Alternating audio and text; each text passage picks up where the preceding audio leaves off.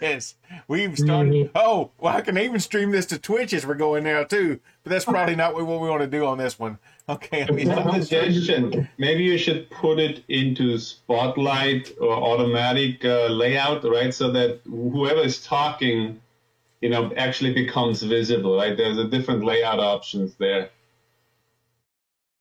Okay, yep, I'm going there. I've already got it recording already, but like sidebar, maybe sidebar is good.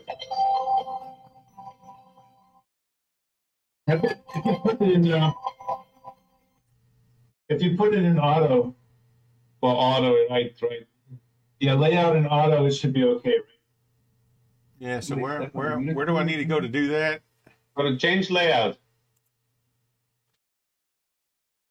The second button, you were already there in the menu. The second one from the top.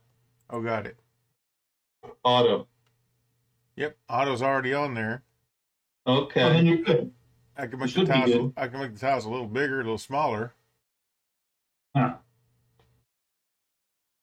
Well, I think that's probably good. What do you think? Try sidebar. And I'll try sidebar. Oh. Okay, so whoever's talking on that's the one. Okay. Chris nailed it. Go, Chris, go.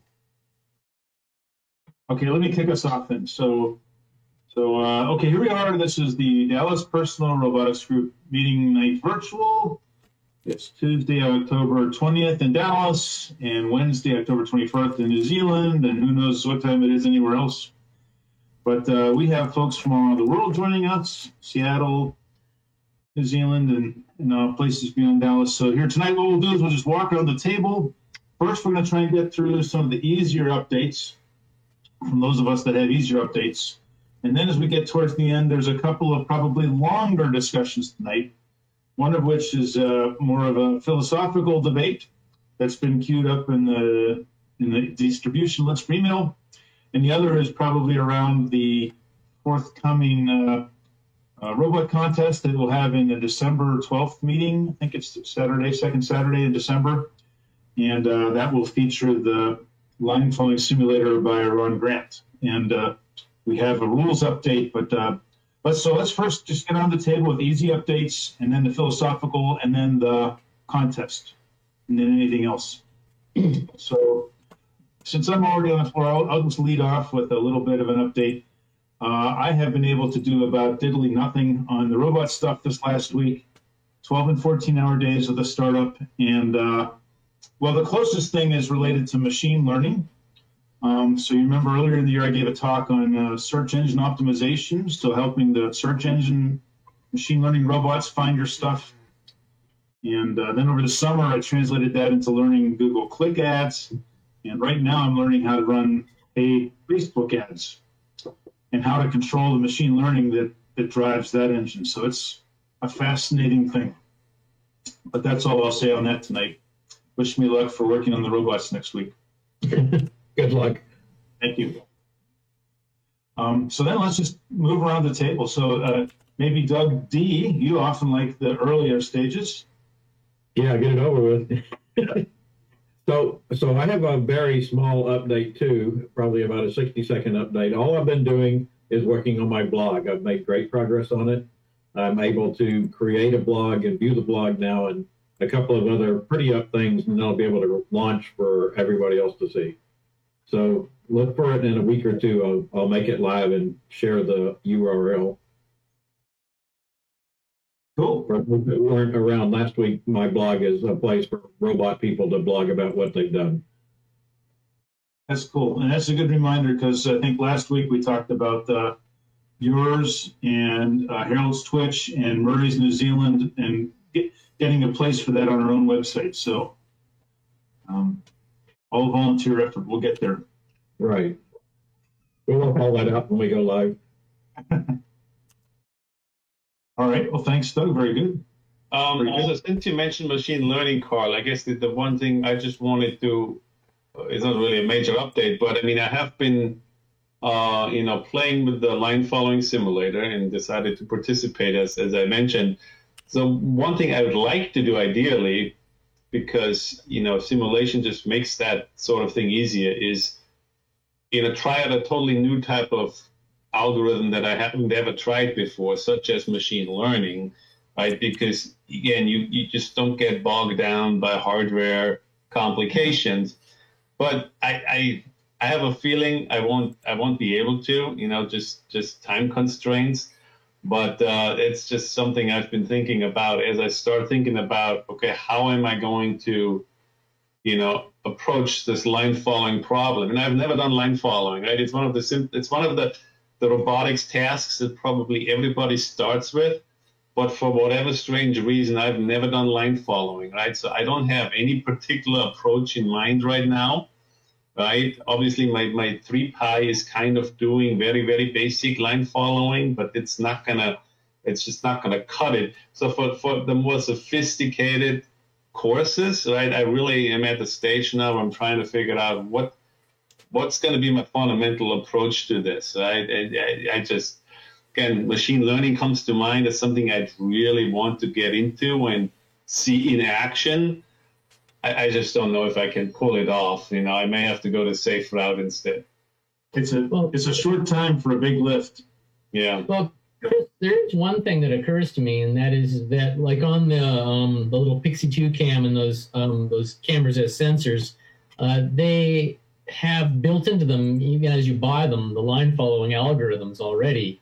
And I think that they're written in Python. I can't remember, but it occurs to me that like the Pixie 2 cam has a line following built into it. You could almost steal that as an idea and see if you could implement that. Don't know. Interesting thought, yeah.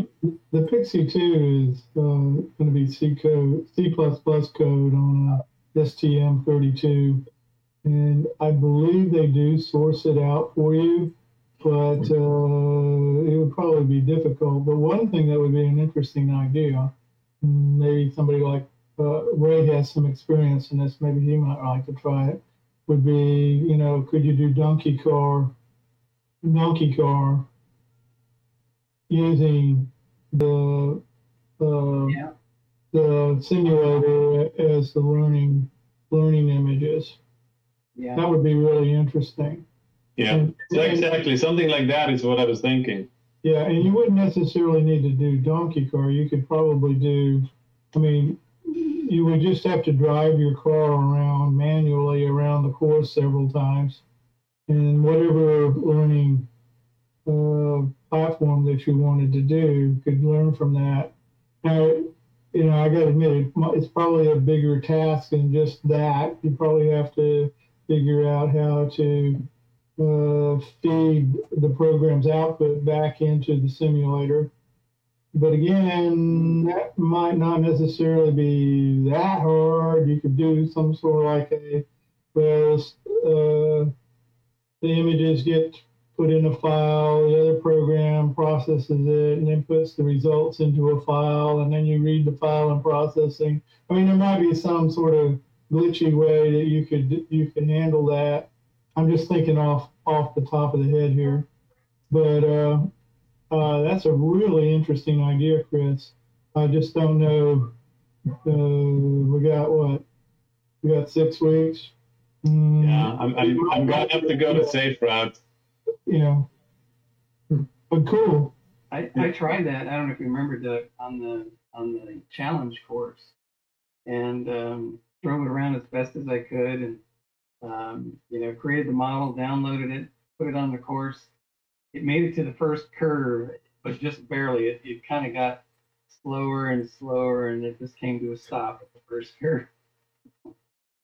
And it worked fine for all the other courses we had set up. So I don't know if I did something wrong, or I wasn't driving it good enough to make a decent model, but it's like, like my batteries were dying at that point, just it stopped. So you were controlling it manually to do the training? Yes. Yeah, that's how the donkey car was set up. You couldn't get much better images, though, than the simulator. It's the blacks are black, the lines are lines. It would be definitely, if it's going to work, that might be really an interesting way to do it. Yeah, like I said, my driving may not have been good enough to actually try it or create a decent model, but and I didn't pursue it again after that. You know, Ray, in one of my 2 physical runs with the donkey cart, I discovered that if during the training sets you accidentally, like, the robot comes to a stop because, for example, your controller has a bad joystick or something. If, for example, that happens during the training set, guess what? Then when it's running under automated control, it can reach the point where it says, okay, I should just stop right now. Yeah. Not moving anymore. So That's what very key learning for the donkey cart. Don't ever stop. Whatever you do, keep going. Yeah, I saw that too. You stop and when you run the robot, it goes about, it goes a certain distance and then it just stops, I mean, it's happy. It reached it. This is the best throttle and steering for this image. Yeah. I'm staying put. This is like when you're 2 years old and you're throwing your food bowl off of the counter so that your parents will pick it up, and then you stop, because you learn that your parents will always pick it up, and then you're like 15 or 20 years old and you start throwing your food bowl for the same reason. I mean, it doesn't work. You gotta love these neural nets, the wet ones and the hardware ones too. Yeah. Well, cool. Well, Chris, we fully support you. I can't wait to see what you do with it.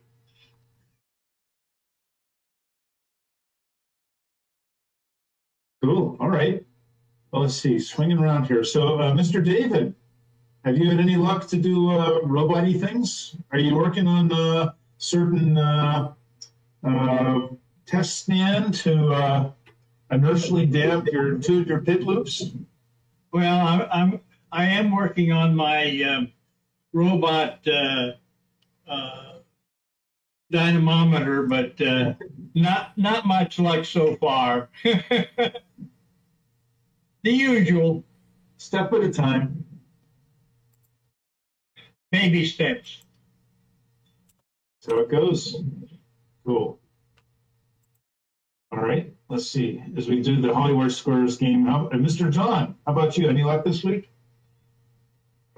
In my case, what I've been doing is nothing much other than I went kayaking and probably got near some poison oak. So I've been mending the hands with ointment on that. So that's been about it. Sorry to hear that. Yeah, well, it's one of those things where it itches right now, but hopefully that'll settle down. Well, it's clearing. It just takes time. All right. Well, we're just racing to the philosophical debate. So let's see. How about Mr. Kareem? Any luck with your sand tracing? Rescue us from this election kind of robot? We've had a little bit of progress. We've been discussing it in the team and looking at log files and stuff and realizing there's nothing wrong with our PID. Our PID is all right. The problem is not the PID, it is the IMU. So what we discovered is that I think I share. I don't know if I have a video queued up right now, but I think I shared here before that there was, a sort of a tail wagging action happening with the robot as it progressed. Does anybody recall that? I don't remember. I actually found a video. I think so. You shown so many good ones. Was that the one that you were when you were on the beach? It's the same robot, but this is an overhead shot. No, I don't. Am I presenting my whole screen or just one window? I think light in the dark. Full screen. Are you seeing DJI 0146? That looks like a. Is that all you're seeing? Okay. Yeah. Right. Yeah. So that is an overhead drone shot at night of the robot with a light bar on the back of it. So I'm going to take you back here. So this is from about 90 feet up, something like that. So here's the robot traveling. So it's writing the team's numbers, just in GPS coordinates. And you As can see opposed to that- like SOS, that's what I was trying to get at earlier. SOS for the aliens to rescue us. Right, yeah, exactly. Yeah, this one happens to be doing a 3 at the moment. It's sort of in the middle of it. And you can see that it is waggling a little bit. As you know, it's sort of over correcting, and we thought that maybe that was something. Originally, the idea was that was something with the PID loop. So it turns out if you go further on, I'm going to take us all the way back here. At this point, it's sort of doing a straight run, sort of up and to the right. So this should be entirely straight, and you can see that waggle is much more pronounced. So it turns out that the problem is a discrepancy between the IMU's idea of what the heading is and what the GPS idea is. The GPS is setting the target based on what the next waypoint is, and the IMU is doing instantaneous steering. And at the beginning of this process, we don't see that waggle. And so what's clear is happening is that the calibration routine that we have at the beginning, where the IMU's heading gets aligned with geo coordinates, that's basically going out of alignment over time. So it's drifting. This is a BNO 055. And so we've just added some code. Haven't had a chance to test it yet, but we've added some code to look at the temperature sensor, because our best theory right now is that the whole IMU is drifting, and it's probably because the temperature is going up. Normally, when we run this particular controller, it's happening in these first tech challenge matches where the autonomous period is only 30 seconds, but this sort of builds up over time, and we believe that the IMU is getting warm and it's starting to drift. And so we're talking through, we're going to log it and find out for sure if that's what's happening, but we're talking through whether we need to look at some sort of continuous correction for the IMU heading. Usually IMUs, though, I mean, they don't dissipate, do they? Say again? IMUs don't usually dissipate, next to any power at all, right? Well, that's not the problem. The problem is that it's mounted inside of what's called this is Rev Robotics Control Hub. And it's basically sitting pretty near the motor controllers. So as the motors are working their way through, so like if I just let the robot sit for 10 minutes doing nothing, it doesn't heat up and the temperature doesn't, the IMU doesn't drift. So that's our working theory at the moment. Data to follow, I guess. Hey, Corinne, another idea is that you would purposely heat up the IMU to some temperature higher than what it would normally be. Sure. And another PID there, controlling the temperature, and just keep it, somewhere stabilized. That might be. Gun on the controller is going to avoid my warranty. Yeah. Or another thought is you could just move it up onto a mast. Is it on a mast? Not on a mast. Yeah. So this is the IMU is actually integrated onto the Rev inside the Rev Control Hub. Okay. However, we do have external BNO 055s as well, and there is an I2C bus on there, so. We can do that. We can move it to a separate mast, and that would also let us turn on the magnetometers. We have them disabled because of the amount of noise going on in the system down below. But I'm not so much interested in magnetic north, but the magnetometers would probably do a pretty good job of. The onboard sensor fusion would take care of that drift.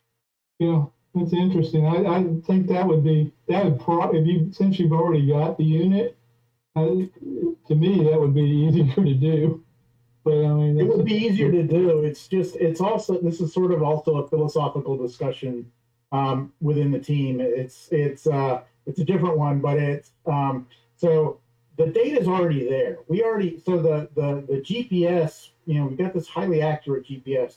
It does not tell us which direction the robot is heading, is pointed in at any point in time, but it does tell us what our path has been, independent upon the actual direction of and so the data is there to do sensor fusion and sort of figure out what the correction should be to the drift.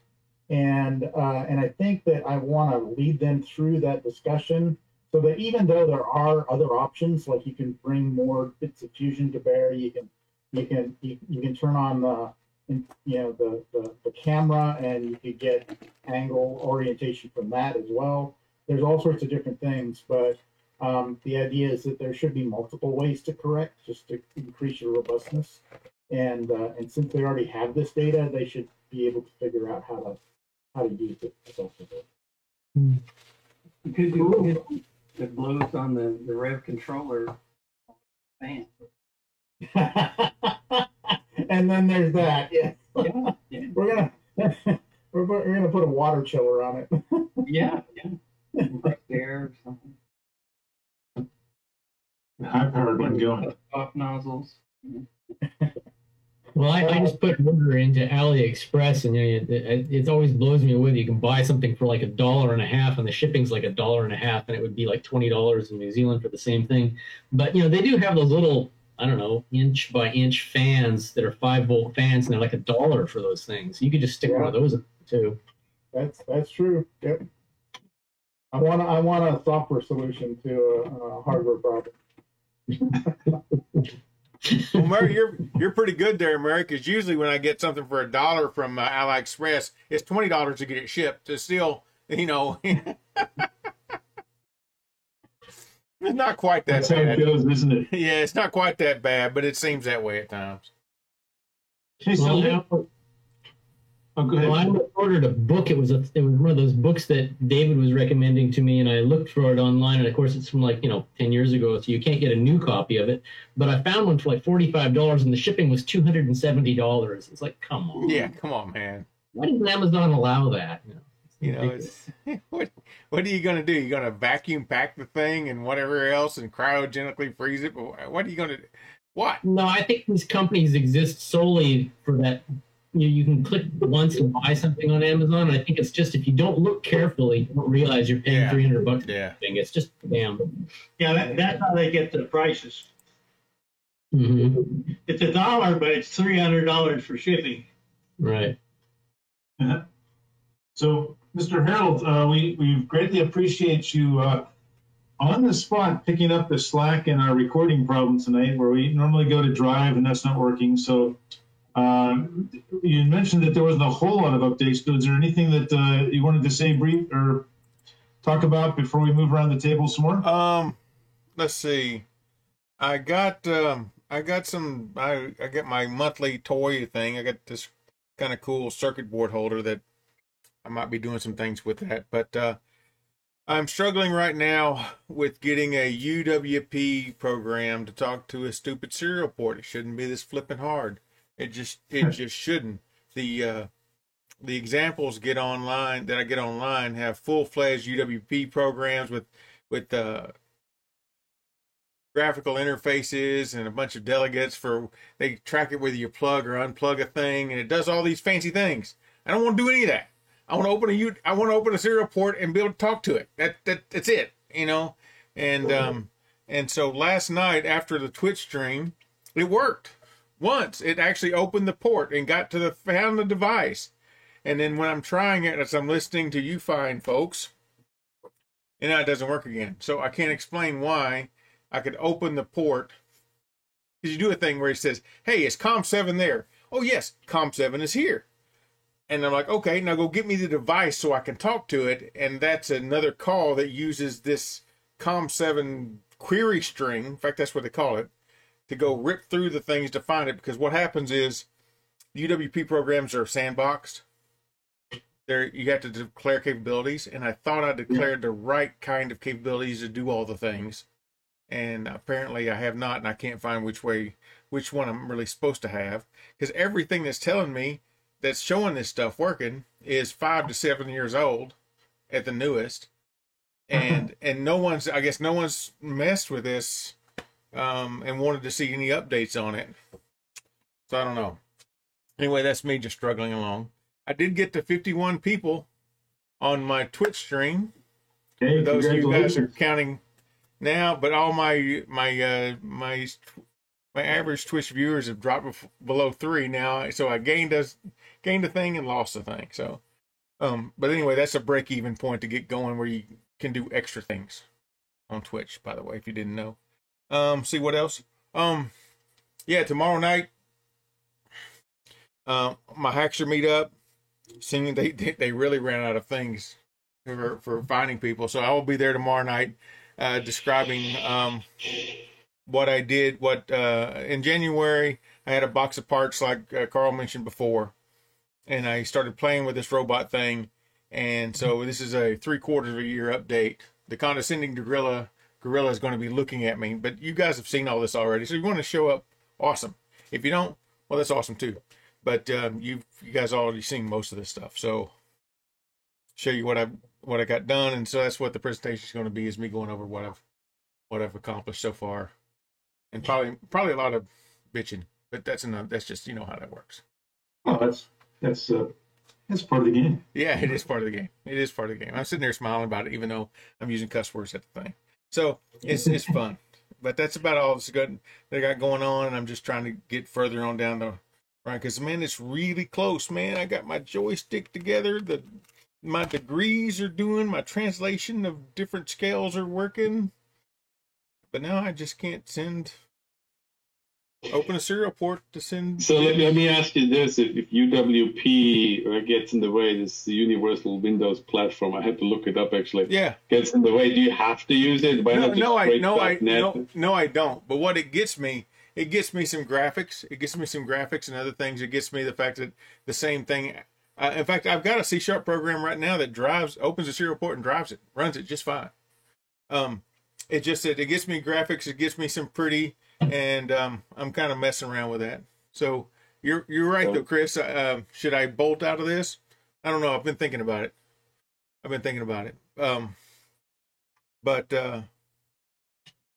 But I kind of wanted to do that as well, as far as I wanted to write some kind of program like that. So for the display on the back of it.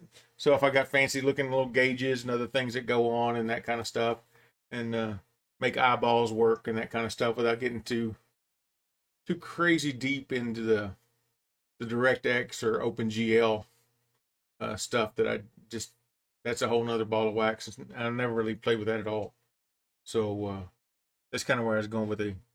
So UWP gives you it's like easy to use APIs for graphics, or doing graphical type things, right? Doing images, doing that thing. It's like WPF. And when I do all my talks, I said, here's how you do some stuff in UWP. I say, raise your hand if you use the UWP program, and there's 50 to 100 people in the room, and hardly anybody raised their hand. Okay, let me ask this again. Okay, raise your hand. Everybody raise your hand if you use Windows 10. Okay, now when I ask this next question, you keep your hands up. And what question do I ask? Have you ever used a UWP program? Because it's layered with it. Most of that stuff you're using is UWP based. Visual Studio isn't, and Office isn't, because the Office people they do something weird. They don't like to eat your own dog food, even though they provide tools. But anyway, there's another story there. But most of the applications you're using on your Windows 10 are UWP based, especially all the Microsoft Store stuff that you do. Well, that's not as 100% true as it was, because there's ways to put Win32 and stuff in there. But pretty much if you do a Windows Store, download and install a piece of software, it's got some UWP on it, or a UWP wrapper around it for doing that. So it makes it so it's easy. I can develop on my lab machine and just drop it on my my robot. In fact, what I'm doing right now is I've got my debugger and all that stuff on my lab machine, and I'm debugging remotely onto my robot for checking things out. Makes some of that really easy to do. At least I think it's easy to do, even though I'm having problems with it. What kind of devices on your robot then? Some embedded PC? Yeah, it's a Latte Panda, which is a Windows-based PC on it. Yeah, with an Arduino attached right to it. So I know You'd be like, well, is your serial port connected? Yeah, it can't become unconnected. That's kind of how the thing's built. So, I mean, I guess there could be something wrong with it, but I can run another program, works just fine. So that's not the problem. So I don't know. I'm pretty certain I just don't have the right specifications to allow me through the sandbox firewall to get at the serial port, and I'm tracking at that. Yeah. I think this feeds right into the philosophical discussion with your plans, right? Because I know you're doing the same thing we were kind of talking about in the emails, right? You want to make your life easier with the way you develop, but you hit a point, you get to a point where stuff starts to get in the way, right? That's what tends to happen, right? Yeah, I've been having that discussion with my day job people, because we're doing way more complicated things than we've done ever, as far as on a day-to-day basis with software and computing and all the other kind of things. But the techniques that we're using now to write and debug it, I'm doing the same thing I was doing back in the 1980s, and I'm having to do far more complex things to do what I would think would be a simple thing to be done by now, and that's not it. You know, that's not the way to go. I mean, literally, I've got console.log in my stuff and printfs in my web applications so I can track to see what the hell's going on. I mean, dude, how long have we been doing that, man? And we have all these high-powered, high-finagled tools, and we're still doing console.log to figure out what the hell's going on. It's just well, I think Harold, that's exactly what David Anderson's point's kind of been, is that, you know, here I am, you know, trying to use a Raspberry Pi, and he's able to do a lot more with a lot less, and it's that economy. This is the philosophical conversation, of course, but it's that economy of means that we can abandon for $30. You know, it doesn't cost that much anymore. And so the only way I've been able to deal with this lately is sort of like that whole blob detection thing, where I was trying to get a streaming Raspberry Pi camera to give me JPEGs at a certain rate. And I got into that for like, I don't know, a week. I'd spent hours on the thing after I got it basically running. And I finally said, well, what am I actually trying to accomplish here? And it wasn't like the blob detection thing was kind of a sidebar. It wasn't really that interesting to me. It was just something I might do in the future. Mm-hmm. But I had to kind of go back and reprioritize and say, well, my robot doesn't even really run yet. I need to really focus on that. And so maybe that's the only advice we can give you, is sort of like, what are you trying to accomplish? And is using a particular tool helping you, or is it actually, like you said, the actual use of the tool is taking up more time than it would take to actually do the job? To do the thing. So I'm rejigger what I'm thinking here, but what I'm doing, because I've got a console app that fires up .NET Core, the latest, talks to the serial port, does it all. I'm sure I can add some things in there so we could talk to the joystick here and read the same joystick ports and do all that kind of thing, you know. And at that point, then I don't have to worry about that UWP and that stuff getting in the way, and I may just go that way. But it did look so cool though. I was moving the joysticks and numbers are moving and things are going and they're flashing on and off. But anyway, I may have to punt. So you've got two programs running that are talking to each other? Yes and no.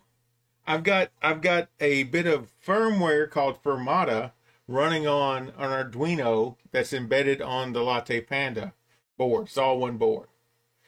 And then on that board's also got a Windows on a chip. They call them SoC, System on a Chips.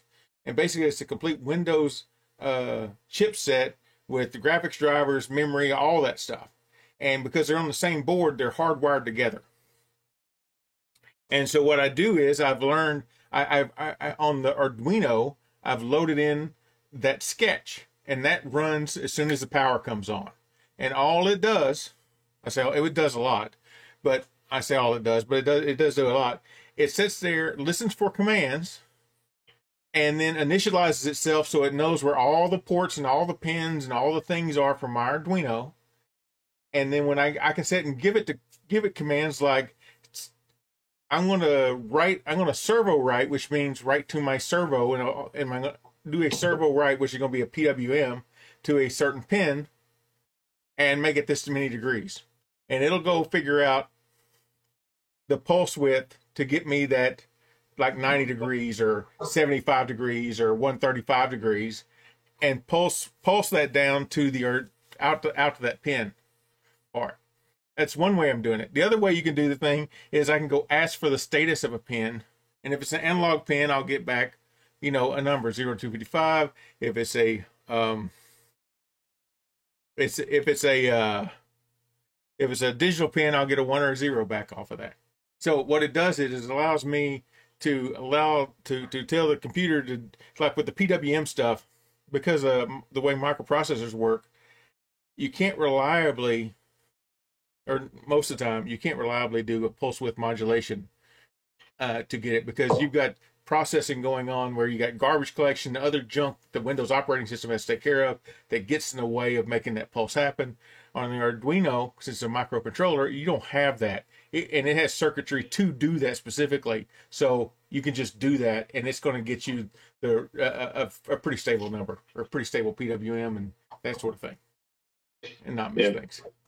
So, I mean, you're describing an architecture, I think, that we've talked about a lot, right? I mean, Gian has talked about it, Murray, right? When you take some powerful computer and it's lacking a few capabilities on the lower level, right? So you pair it up with something else, and in theory, you've got the, kind of best of both worlds. But somehow or the other, it always looks good on paper and sounds good, but you got this extra link there. It's another problem. It's another problem. It should just work, but then when it doesn't, right? It's just, you're kind of stuck. You got to dead in the water if there's some issue with that communication between those two things. And I'm always looking at it and again trying to find better ways to make a Raspberry Pi talk to something else, but it somehow always ends up, being more complicated than necessary. Yeah, Doug, did that help you at all, Doug? That whole explanation of what was going on?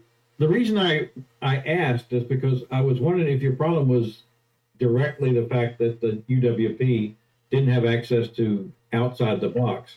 Can it see the pins? It can't see the pins directly, but all I want it to do is see a serial port. Right, but if you can't see the serial port, what else can you see? Yeah, that's it. I mean, it's not going to. It's not. In fact, the pins are on the Arduino, right? So you can never see the pins. The pins are on a different microprocessor. Now, if I were to change this board out and use one of my Snapdragons, I can put Windows 10 IoT Core on it, but that's a whole other ball of wax, and that can see the pins directly. And so the UWP program cannot see the pins on the Latte Panda. Cannot see the pins on the Arduino part of the Latte Panda. Well, let's get back to the Panda. Okay. The Panda has its own pins, right? No, the Panda itself is a conglomeration of a Windows box and an Arduino all jammed together on a single board. Yeah, the question is, what can both of them see? And apparently, it's not the pins. They're talking over the UARTs. They're talking over serial. Yeah, that's what they're talking. Yeah, in fact, it's COM7 on literally it's supposedly every Latte Panda on the planet. It's COM7. And as Chris pointed out, like when I was doing this with an Itsy Bitsy, which is an Arduino compatible, I had looked into the Fermata library, which is what you're using, Harold, and ended up just writing my own as a simple, basically back and forth simplification of Fermata, actually. And I didn't actually have any problem with, to defend myself on that, I didn't actually have any problem with communications, really. It worked really quite well. I even still have the Itsy Bitsy sitting there on my robot, and I, since replaced it with one of these little guys. And this we can talk about later, but this is kind of part of that philosophical conversation. But this on the back's got a little 3mm chip, and that's actually an 8051 microcontroller, which is the Intel design from the 1980s. Yeah, it's an 8-bit microcontroller, and I've got the PDF download of the technical manual for programming this thing. And so I've actually, as I mentioned in the mailing list, I've sent a message to Pimoroni saying, could you guys reveal how you guys, program the firmware on these? Because it's an I2C device that actually, if you could turn it around and turn it into a microcontroller, then you could build a robot with this 8-bit microcontroller, which kind of takes it even below what David's doing on his tiny computer. Anyway, that's later in the discussion, but it does come down to, again, what are you trying to accomplish? And it seems like, Harold, you keep throwing yourself into these snake pits. I don't know what that Mary, you're right there with me most of the time. So, we know about snake pits. It's one of these things is like, for me, I'm really close to like just saying dumping off and then screwing this, and we'll do something completely different. But yeah, I'm really close to doing that. But where it comes to is like, I get it in my head that it should work this way. And by God, let's see if, is it not going to work this way because it can't work this way? Or because I'm not smart enough or capable enough to figure out how to make it work this way? And at some point I come to the point like, it's just not going to work this way. And I'm good with that. But I haven't quite reached the point. I still have this thing in my back of my head saying, if you're just missing this one thing. And so I'm going to pound on it a little bit more. And if that one thing goes away, screw it. If I can't get past that. Because I can certainly fire up a console app that knows how to read a joystick and print some numbers to the screen and that kind of stuff and drive the robot around. Because I'm already driving the wheels. I'm already doing that. And it's just... Maybe make a simple UWP sample program that it can read the serial port. Yeah, that's exactly what I'm trying to do right now. I try to back all the way off. Everybody's example that's out there, especially in as much as the Microsoft Docs team does a lot of stuff. As much as I appreciate their efforts, they tend to box shed these things awful a lot. I want to read the serial port from UWP. Okay, well, we're not just going to do that. We're going to give you a full-fledged interface. You can do multiple configurations of it. And when you insert something, it's going to pop up. When you pull it out, it's going to let you know that too, so it goes away. It does all these crazy things. And the little bit of that I care about is like if it does 100 things, the 2 things I care about it doing get embedded in all this other architecture to support those other 98 things I don't care anything about. And it makes it hard to understand what's going on. Yeah, it's called unnecessary complexity. Yeah, exactly. I sometimes refer to that as being overly clever. It's the better way to reuse. Yeah. So I'm thinking about you guys have maybe just convinced me that I'll just do a console app and be done with it.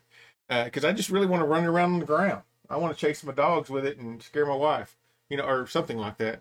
And, that kind of thing. So, that's kind of how it goes. I had nothing to talk about, but I've been talking for a while now, so I'll be quiet, I guess. We can sense something boiling up, and it's always good to hear and try and coach you on. So thanks. Yeah. And thanks again for recording. Hey, anytime, man. Anytime. Hopefully it comes out. Hopefully it comes out well. We'll know here after it's all said and done. It looked like it's doing exactly what it's supposed to do. You're the man. So, all right. So hey, we got 2 visitors tonight that I want to make sure we get to before we get into the deep philosophical debates and continue those. So first we have Joshua from Seattle, and then someone else whose name I don't recognize, Hikmet. So Joshua, would you like to? Are there any things you'd like to share? After Joshua, I would like to share something as well. Oh, John, I forgot you. I'm sorry. Yeah, okay. Lord. I don't really have any projects that I'm working on at the moment. It's mostly a question of materials, tools, spare cash too. Oh man! But I've just been kind of going around trying to see what else other people are looking at. I've been potentially looking at Texas as one of the places I've been looking to go to soon. So I thought I would get kind of a rough scene or rough view of what the scene looks like down there. It's less smoky, I think. Yeah. Oh, okay. Well, welcome, and we'll see what we can help you figure out. Maybe the simulation is the easy way to get in without the time and materials, because it doesn't take anything but, money and materials. It only takes time and a computer. So. Well, I got 2 of those. Yeah. Okay, cool. Well, welcome, and just jump in anytime. It's an easy, freewheeling kind of a group. So then again, so I'm sorry. So am I pronouncing your name correctly? Is it Hikmet? Yeah, I think you're on mute. Okay, there we go. Using it for the first time. Welcome. Hey, good night, everyone. I've been getting this, group popping up on my meetup, and I wanted to see what you guys are doing, see if anything interests me. So you've been having great talks, I guess. I'll try to join and see what projects are there and see if I can do anything. Okay, well, no problem. And as you'll find, we're always up for an interesting challenge. So if there's like a project you're working on, you're stuck on something, throw a question out. And there's a lot of good experience in the call here. And we don't always have the answers, but we're often willing to come up with and invent an answer, whether it's right or not. Okay, but welcome. Good to see you. So anytime. Okay, so let's see. Let's swing to John. Don't want to forget this. So you're hiding down in the lower left of the Hollywood Squares game. So what have you got this week? Me? You, yes. Oh, okay. I heard you mention Hollywood. I don't know. Anyway, so I would like to, maybe I'll try to present. Let's see if it's successful this round. So I did some, maybe Harold, you might be interested because I think we're doing pretty much the same thing. That computer talk to Arduino via serial port. And so before I share, I'm writing whatever I need to do, just using C++ and C#. So I'll show you guys. I hope it works. My entire screen.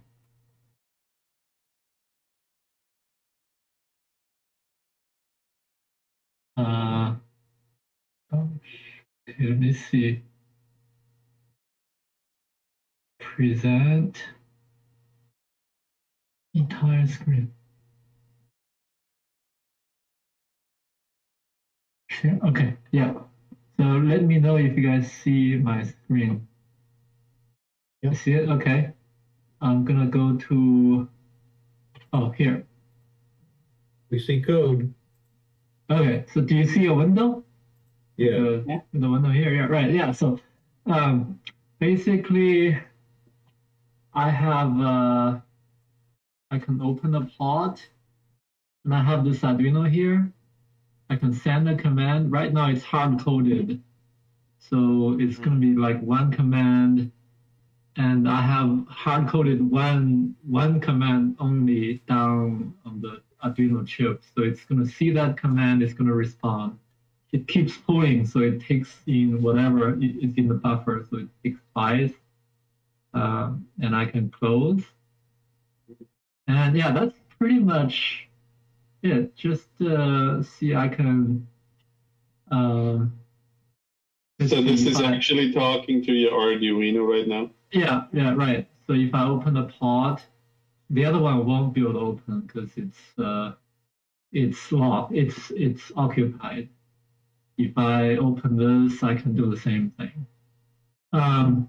So right now, I mean, next step, I will need to implement an algorithm to parse the command into individual command. But basically, what I have in mind is I have lots of these command subclasses following like so I have one interface base class, and I'll just query parse command and queue it up, and there's a task that's going to take the command in the queue, execute, and for this command it'll just print out something. But yeah, I mean, next step, I will make something that's actually driving the motor or turning on feedback. The other thing I want to mention is also, by the way, yes, the like the port open. I mean, Harold, I know you probably know this already, but the .NET works out okay. So I'm over here, I'm querying through all pods, and I send it something, make sure it's working. If it's not, I actually have two pods, so I will just check whether it's the pod I'm using, or close it if it's not. So it does work out as expected. The other thing I want to tell Marie is I was seeing your email about having one file with everything, right? So I think this platform IO is pretty good in the sense that it has this folder structure like a library. Mm-hmm. So you can put most of the stuff in the subfolders in the library, mm-hmm. and the compiler expects the library to have all these code and pick it up. So the main can be rather simple. Right. But most of the subclasses, most of the classes can be distributed in these different folders. Yeah, that's. Oh yeah, one last thing. No, I think I stopped sharing. So I don't know who uses this platform IO. I tried to use this smart pointer, the unique pointer, unique PTR. It doesn't work. I can't make it. I don't know. It doesn't compile. Yeah, but that is nothing.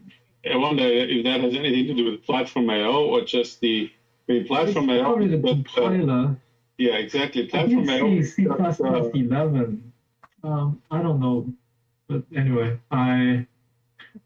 that's one thing. It's a pity because I'm a bit. I want to use that so that I know who's allocating what. So, yeah. So anyway, maybe you can try on yours when you get a chance. If yours compile, at least I know someone compiles. Yeah. Just a quick question. When you're communicating with your Arduino, is it just 2 bytes at a time, or are you sending a much more complicated command stream? It's really a command stream. So because I'm coding it, so basically the Arduino keeps pulling a buffer, pulling data out of the serial buffer.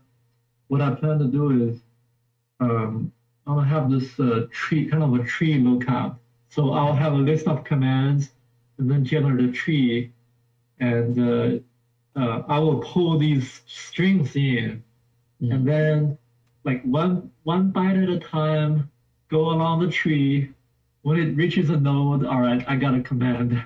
Right. If it reaches nothing, then it's gonna just throw it away on like a default response. Well, it reminds me a little bit. Harold had mentioned Fermata, and I looked at Fermata, and I was wondering why you decided not to use something like an existing communications library. It was because you wanted to write your own, or that's a legitimate. Well, I heard about this Fermata last week. I haven't looked at it yet. But so I tried this ROS. Yeah, ROS theory. ROS theory is kind of similar to Fermata. It serves the same purpose. It kind of connects the Arduino, to the world of ROS over a simple serial protocol. And there are probably other libraries out there too. I wouldn't. Yeah. I don't. Nothing comes to mind. I haven't looked for one, but there's definitely stuff out there. But as all these folks will tell you, ROS is a big lift. It's a lift all by itself. Yeah, that's a whole other philosophical. It's a lift all by itself. The protocols, right? There's the protocols that are out there that serve that same purpose. There's Fermata, there's ROS serial, and definitely other stuff. But the one thing I wanted to ask you is that okay, so you've gone down the path of doing your own, and I have done the same on my end, right? It's fun on its own, but is your PC sort of continuously asking the Arduino for data, or how is that exchange working? Yeah, maybe I can share my code a little bit. Because what I was going to suggest, right? So if it's the case that your high-powered device, in your case, a laptop type of device, is continuously asking for data, I would suggest you look at it a different way, which is, because at least in my, I found with the way I was using this that most of the communication goes in the direction of, the Arduino type device to the higher power device, right? Because all your sensors, if they are attached to your Arduino, right, you have all the sensor data coming in. And so most of the data is going in one direction and then a little bit in the other direction, right? If you think about it, things like motor speed is more or less the only thing that goes from your high power computer to the lower level device, right? I agree. So given that is the case, and given that you want your sensor data really, fast and with very little delay, right? If you want to run all the algorithms on the higher power computer, you should consider sending all your sensor data continuously, right, at a fixed interval. At least that's what I decided to do, and I think it worked out for me. I decided, okay, no matter whether someone is there or asking for it or whatnot, my Atmel device was pushing out the data at a fixed rate, regardless, right? Yeah. And that way. Whoever is consuming the data, it's always there, it's always fresh, and on your Arduino, you're always doing the same amount of work regardless, right? Because if too many things are variable, right, and sometimes it's using more time, and sometimes nobody's asking for data, right? You're creating a lot of variability in your software, in your timing. So just account for the worst case scenario is kind of my philosophy, and just push out all the data all the time. If it's not too much, of course, you may have to get a little bit creative if you can't, push out all the data you want in a matter of a few milliseconds. But that again, just food for thought for you, right? To think about it in that fashion, and then just you kind of consume it on the other end, and your commands that you were talking about.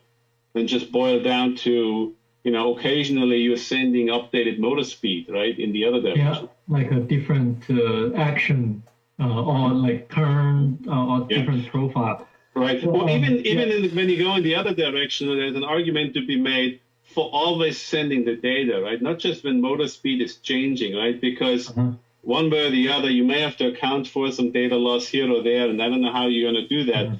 But if you approach it even on the sending side, so that you always send those motor commands, regardless of something has changed or not, right? Then you don't even care if one packet's gotten lost or not, because 10 milliseconds later, you're going to get a new packet. It's going to have the latest motor speed in it, right? And so you have actually a degree of robustness there. So just something to think about. Well, Chris, actually, the things that I had mentioned in the discussion on the mailing list about my approach to the subsumption architecture was using a message bus. And so what the message bus is doing is receiving all these asynchronous messages from all the sensors on a robot and the motor control, everything, basically, thousands of little messages onto a message bus.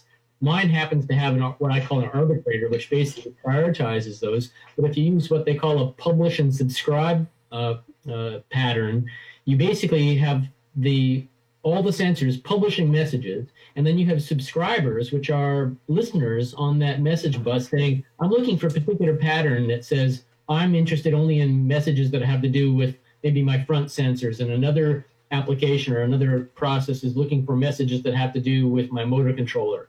And there is, so long as the message bus isn't overloaded in terms of the amount of information, basically, I agree with Chris that just send everything onto the message bus and have listeners on that bus taking the messages that they want. Yeah, that's how Ross does it, right? That's what we're talking about, right? I mean, for me, C# has this messaging mechanism. So for this case, the serial pod has an event when there's new data coming in. I can basically, when new data comes in, so serial pod publishes the event when there's new data, and then I have this thread running. No, not really. So let me think. Right. Okay. So whenever new data comes in, it'll call back, and I have this. So then I will publish this. Actually, I think when I was working with UDP, I was having a dedicated thread. I'm not doing this. I had it to somewhere else. Anyway, so yeah, I can have a thread listening dedicated to the serial pod, and then now it's in the C#, and whoever manages the serial pod can have another event for people to subscribe to. Yeah. So yeah, I think for me, I'm familiar with C#, and if I bridge this communication, now assuming the C# can be publishing stuff, right? So it's easy for me to distribute the message from here on. Do you have any expectations on the performance of this, exchange here? I mean, in terms of what's a round trip? Yeah. I was working with UDP. It was let me think. It's pretty fast, like LiDAR data, maybe megabytes per second. I mean, that doesn't sound well, fast, I guess I'm not so much asking about the volume of data, right? Because you're not going to have a LiDAR. You probably won't have the LiDAR attached to the Arduino. I'm more asking about, latency, right? Because if you're doing all the algorithm on your laptop, that device, right? That's where all your decision making takes place. You want fresh sensor data, and you want to get a little delay, and then you want to send an updated motor command, and you want that to get the Arduino delay. So if there's a delay of 100 milliseconds each way, it's going to be tough, right? I haven't timed it. I tried. I did one time use Wi-Fi. Arduino Wi-Fi and using UDP. I think it was millisecond, definitely millisecond. Yeah, like for a hardware serial, you'll have minimal delays if you're running it at high enough baud rates. I mean, so that shouldn't be a problem. But you're gonna have to watch out if you're going with high baud rates. Then the issue is your Arduino may lose bytes, right? Because it doesn't have a FIFO, right? It can store one byte at a time. And if your code on the Arduino is if something on the Arduino is preventing the serial port from getting service, you're gonna lose bytes on the Arduino. I mean, if you crank the baud rate too high, 115K shouldn't be an issue.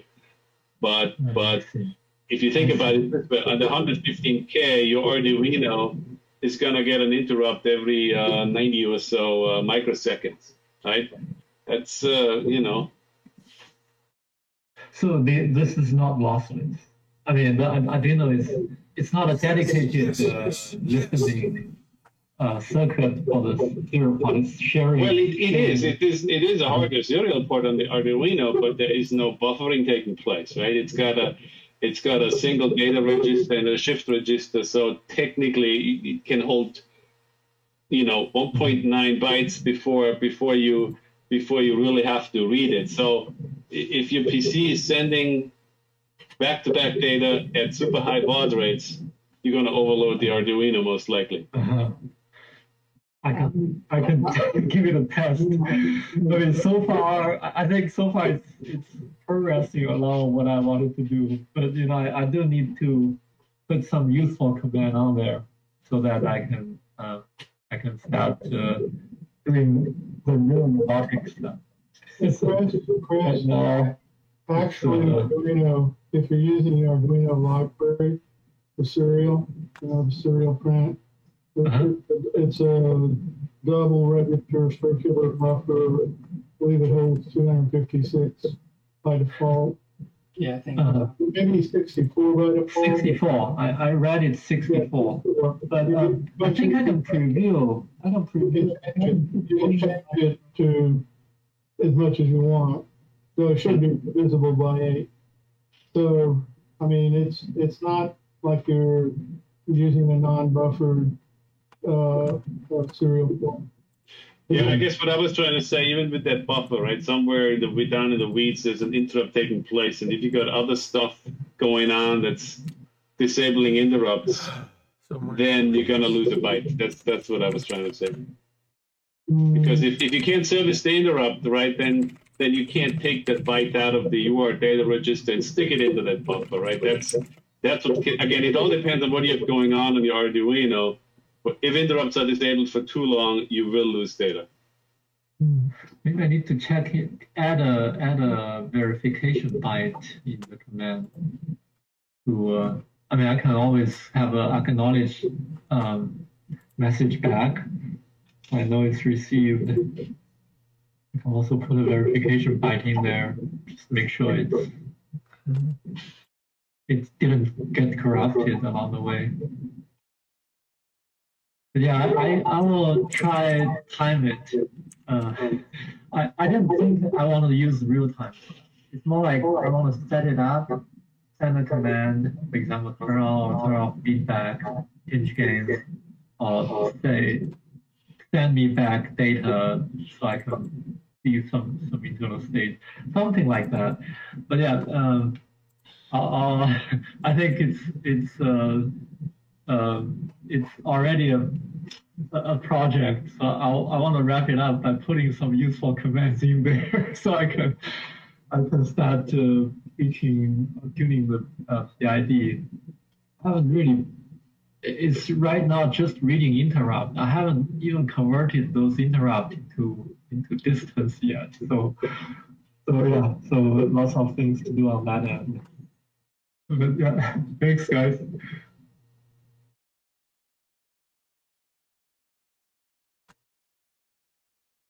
Now be muted. Thanks, John.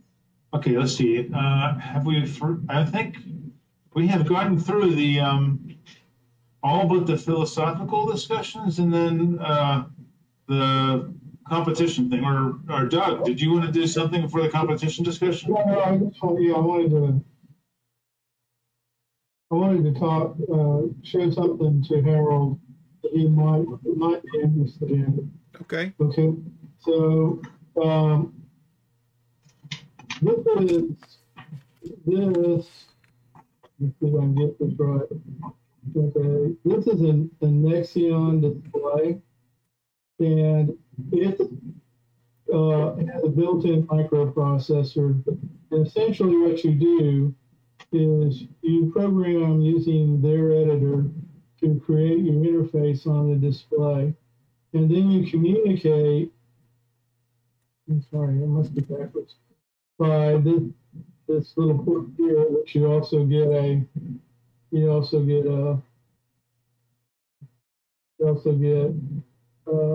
they send that with it, and it's basically a TTL UART.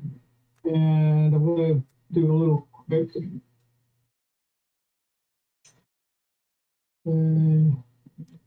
Really? And here's their website. I put it in the chat, but I don't. If we're not recording chat, it might not stay. But this really tells you what it is. It's a human-machine interface solution. It has one advantage. So several advantages. It's versatile size. It comes from anywhere from a 2.4 to a 10.1 inch screen. Okay, so you can code it for one and just it'll show up on a different one, on a different thing. Here's an example of some of the stuff. I wish they would show this thing switches. Okay, there you are. You see the talking dials. There's dials. Yeah. You know, all of this is done. They have their. If you look at. Let's see if I can. The basic series. Here's what it.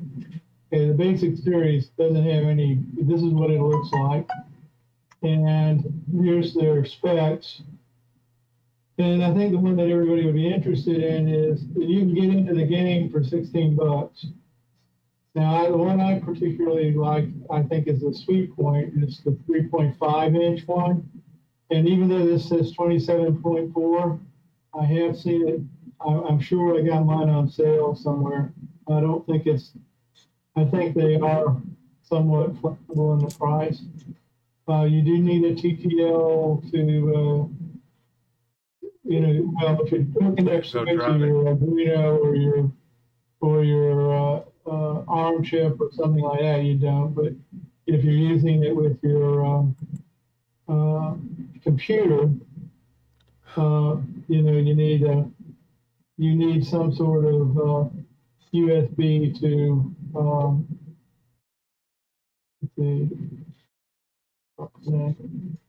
you need a USB to TTL. These are about $5 from Amazon. Yeah. So anyway, the nice thing about this is you can program it, the interface, get it the way you want it, and then all you have to worry about is supplying the data that you need for it. Yeah, which is really what I really want to do with this thing is be able to, because that's what's happening with the joystick right now. I've defined the interface the way I want it, and all I'm doing is polling the joystick to get the numbers, and it sets it up, does it in the right place. Not going to make sure make them look better and pretty and all these other things that I don't care about right now. But it's where I am caring about it was why I was doing the CWP stuff. The other nice thing about it is a touch screen. So like if you put buttons on this dude, you can touch the buttons or you can have sliders or whatever you want. And all that stuff. Yeah, and like I say, you don't have to worry about it because their editor sets up the interface, and once you're set up, you're golden. All you have to do is transfer the data. Anyway, I thought I'd show that to you. That is the thing. I'll go look at that. I'll go look at that, investigate that. Yeah, because like I said, for the smallest available screen, which I think is 2.5 or 2.7 or something like that, you can get into it for $16. But for an extra $10, you get one that's probably where you can actually put your fat fingers usable on and do the thing and put my sausage fingers to use or something. Yeah. So anyway, something to think about. I just thought I'd share that. Now I'm ready for the philosophical arguments or whatever. There was two versions of them. One had to do with robot architecture, and I don't know if we touched on that to everyone's satisfaction earlier already. And then the other was related to the line following.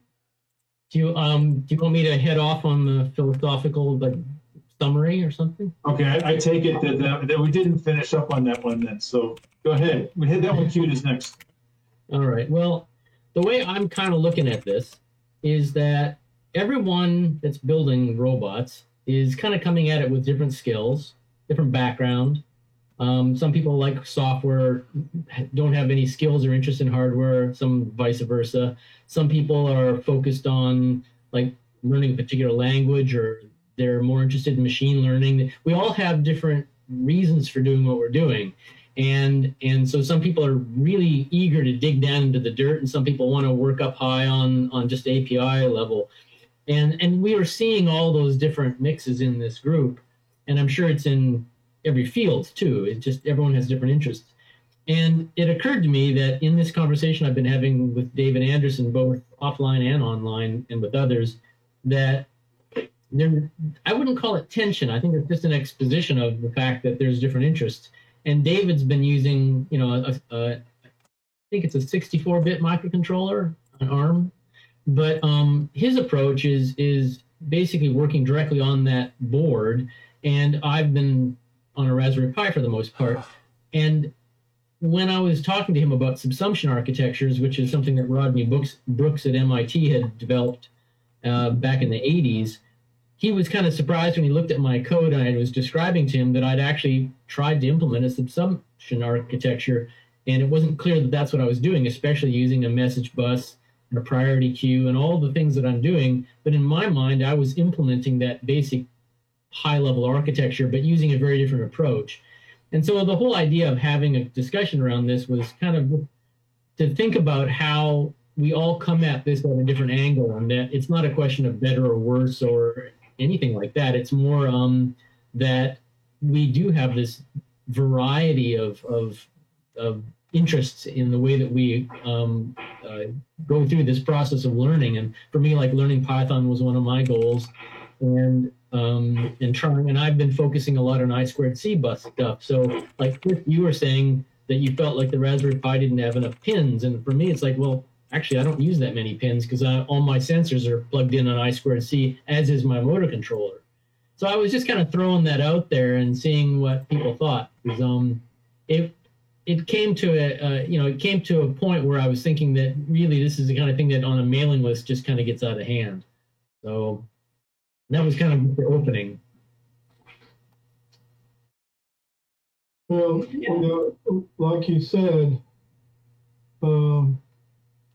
David is a firm believer that everything should be done on the main processor, and his argument is that you're only using like 0.01% of that processor's cycles, and that's true. That is really, you're not using very much of what that chip is capable of.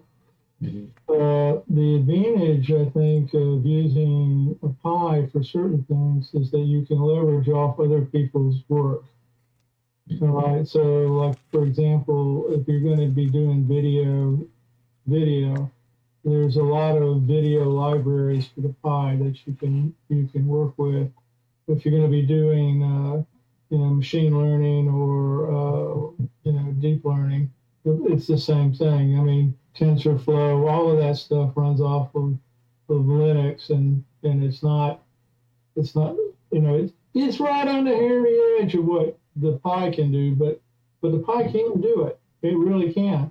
And like the Intel, what is it, Vino something, OpenVINO, that's another approach, but it can easily run on a Pi. And so there's certain things that are actually easy to run on a Pi. But I think what you'll find is that most people do what you're doing, is that's they're either using the serial port or they're using I2C, which sucks. I really don't, if you start doing a lot of work and you have to use I2C, sooner or later it's going to bite you. If we were using a CAN port or something like that where there's a lot of robustness, then okay. But I2C is simple and it will work. You can use the neural stick right straight out of on the Raspberry Pi. That's no problem. And you can also approach it in a slightly different way. You can dedicate one core and use it for C, okay, or C++, whatever you want to do. And it only runs your robot. All right. And all the operating system and everything are on the other cores. So you can do that. Not very many people do that because it takes more skill. It's a lot easier to just run Linux and then go to I2C and push the stuff down to your local computer. Now, if you need something that's time critical, that's not a really good approach. Okay, all your time critical stuff, and that's why if you look at almost any robot implementation, they'll have either an Arduino or an ARM or something that's talking to the Pi through I2C or some other bus. Okay, so in the local processor, the real-time processor, the one that's handling the low-level functions, will be microprocessor, the one that Dave would be using. Right. But Dave generally he always has extremely good interfaces for his robot, but they're pretty hairy armpit, if you know what I mean. They're like, he's got a 24-bit word, and bit 17 is, turn on the PID. Mm-hmm. So it's not something that necessarily is extremely user-friendly. That Nexion that I was showing you, could easily be used for that sort of stuff. So I think if you try to do everything on the Pi, then you're going to run into problems with timing and latency. Mm-hmm. And like I say, you can overcome some of that by going to a dedicated core, but you're going to have to do programming in C. Well, That's the thought. Well, Doug, the way that we have kind of touched on some of these things maybe not last time, in the last few weeks anyway. And one of the things we had talked about was that it seems like the sensors that we can buy nowadays typically have some kind of small microcontroller or microprocessor already on board. So I've been using these little Pimoroni breakout garden ones that have a little set of 5 pins here, and my motor controller is also I2C, and so everything I'm doing just about is I2C, and I actually haven't had any problem, but I would say that's partly because I have farmed out most of the low-level processing to these other little processors, like my sensors, my motor controller. So the PMW aspect of that is not something I have to deal with. I just tell the motor controllers what I want, and they do it. So effectively and this is kind of the philosophical angle I wanted to kind of tackle, is that because our sensors are getting better, we can farm out those processes. So the Pi has no difficulty at all running a loop that's a precise loop. And the way that I've designed my Python OS for my robot is that everything comes in asynchronously from the sensors, and I don't have to care, when they fire their events. And I'm actually running, I think, about a dozen different threads, but there's one thread that's running, that's the kind of control thread, and that's precisely 20 hertz. And it basically just pulls that message bus, and then there's a controller that decides what's the priority. It's a priority queue. It says, what's the priority? What's the next thing I should do? And it pulls off that bus the thing that the robot's meant to do, the highest priority thing. If it's a battery is getting low, that it shuts down. If it's a message from me on my little gamepad saying turn left, it turns left. But I guess the point is that I haven't had a problem with I2C or timing, because I designed the system to handle that kind of asynchronous communication, so that it's not critical that the robot runs. Like in David's design, he does have that 20 hertz loop, and it is critical for his PID controllers and everything that he's doing that loop is precisely at 20 hertz. Whereas for me, I've got lots and lots of loops, and the design of the system is very different. And that was kind of what I was trying to get across to him in our emails, and he hasn't got back to me in the last one. But basically, I think it has to do with maybe a philosophical difference in the way that people approach some of these kinds of problems. Well, I'm a strong believer of smart sensors.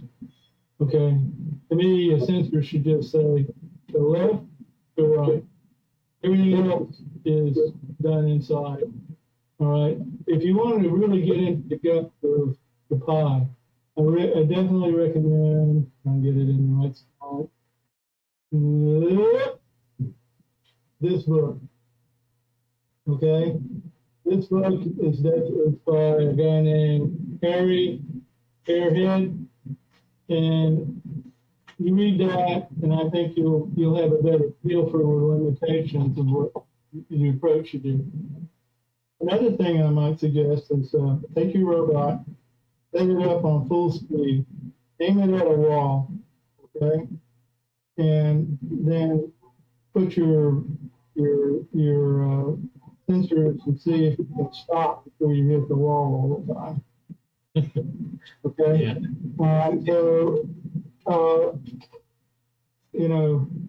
Our little robots, when they hit the wall, things break. I mean, that's the way it is. Even with bumpers and stuff. I mean, especially if you're outdoors and using an outdoor robot. But anyway, the point I'm getting at is there's nothing wrong with using I2C in a Raspberry Pi to communicate to a base controller. All right. I don't like the I2C because I have run into trouble with it, especially if you're, you get it, even if you do like something, you just do too many things get tricky when you run I2C. It's just not a very robust system, especially if you're doing the thing over a long wire. on a long wire might. So I'm the longest wire in my robot from the field long, but I mean, is it because of the 100 kilohertz cycle of the I2C bus? It's too slow, or what problem do you have? Anything can pull that bus low and screw things up. Yeah, I think that's pretty much it. There's not a lot of what do they call it? Noise margin. There's not a lot of noise margin in I2C bus. It was designed to be an on-PCB bus. Yeah. I mean, so there are better alternatives. All right. A lot of people use FP5. That's a little more robust. Kansas like the ultimate robustness because it actually uses elevated voltages so that your voltage margin is like I think 10 volts. Plus 5 and minus 5, something like that. So anyway, it's so complicated. But if you look at on the DPRG video list on the YouTube, within the last 2 years, and I don't know exactly when, a person, Scott Gibson, gave an excellent talk on the bus interface, which I would suggest you might want to take a look at. All right. Now, for Arduino, it can be done. There's transceivers that you can add on to it. It gets a little messy because now instead of one board, you got 2 or 3 boards. Now, some of the ARM chips have it built in. Anyway, I think I see your point, Doug, but I think part of the reason why I haven't run into the problem that occurs to me is that, like, both Pimoroni and Adafruit put out a lot of little boards that are I2C boards. And on the Pimoroni side, like I said, I've been using their Breakout Garden, which has, I'm not sure if you can see this on this robot, but there's a little board that has 3 sockets. And so they have the 3 socket and the 6 socket to the board. And these have got actually power controls on the board. And I remember that I was using a I2C, one of these little Breakout Gardens, a long wire, like maybe a 9-inch wire. And it was having trouble at that point. But then when I replaced that with one of these boards at the other end of the 9-inch wire and then plugged the thing to the socket on the board, all those problems went away. So I think that there may be workarounds for this simply by using, like, I'm sticking within kind of the Breakout Garden, the Pimoroni stuff, and I really just haven't had any trouble. I'm running like a dozen sensors, and as long as I haven't made the long, as you said, the wire's too long, I haven't had any trouble at all. Well, one other problem you have is the more wires you get, the more interaction you get between the wires. So that's another issue that you're going to run into. But like I say, if you got it working for you, more power to you. I'm just saying it's probably not the battle you want to fight if you can get around it. I mean, like, for example, those little STM LiDAR chips, the one, I can't think, the DL something. DL51. Yeah. So, those guys, if you're using one, it's okay. But when you start using 2, you have to do little tricks to trick the address line. And they can, they'll be working and everything's cool, and all of a sudden they're not working. Whoop, and then they're working again. Whoa, wait a minute, they're not working again. So there's a lot of things like that you can run in. Those type of problems you can run into I2C.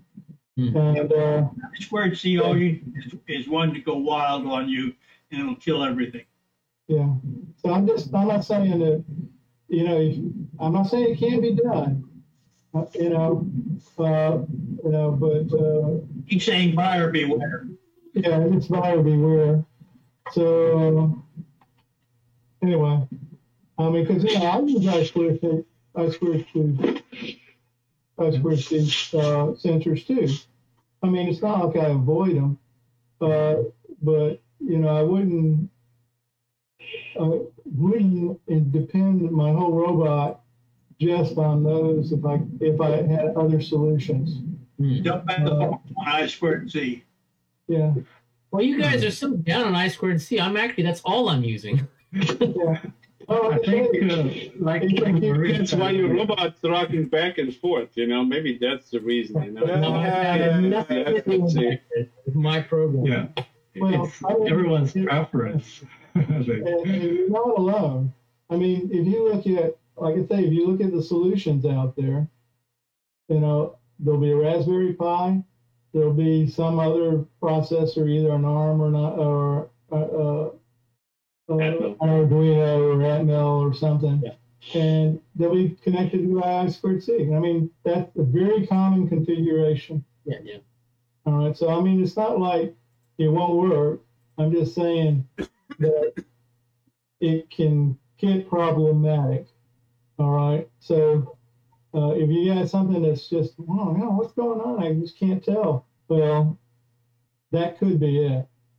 Okay, troubleshooting gets much harder. I mean, that's kind of the where I think some of us are coming from, right? And I, generally speaking, I'm actually find myself, at least in my day job, to be the one at work who is steering things towards Linux. But I'm always on the fence too, right? Because it does get in the way. Again, it's the lack of instant on can be an issue. Your robot bumps into a wall, you have a power glitch, boom, now it's got to go through a big reboot, right?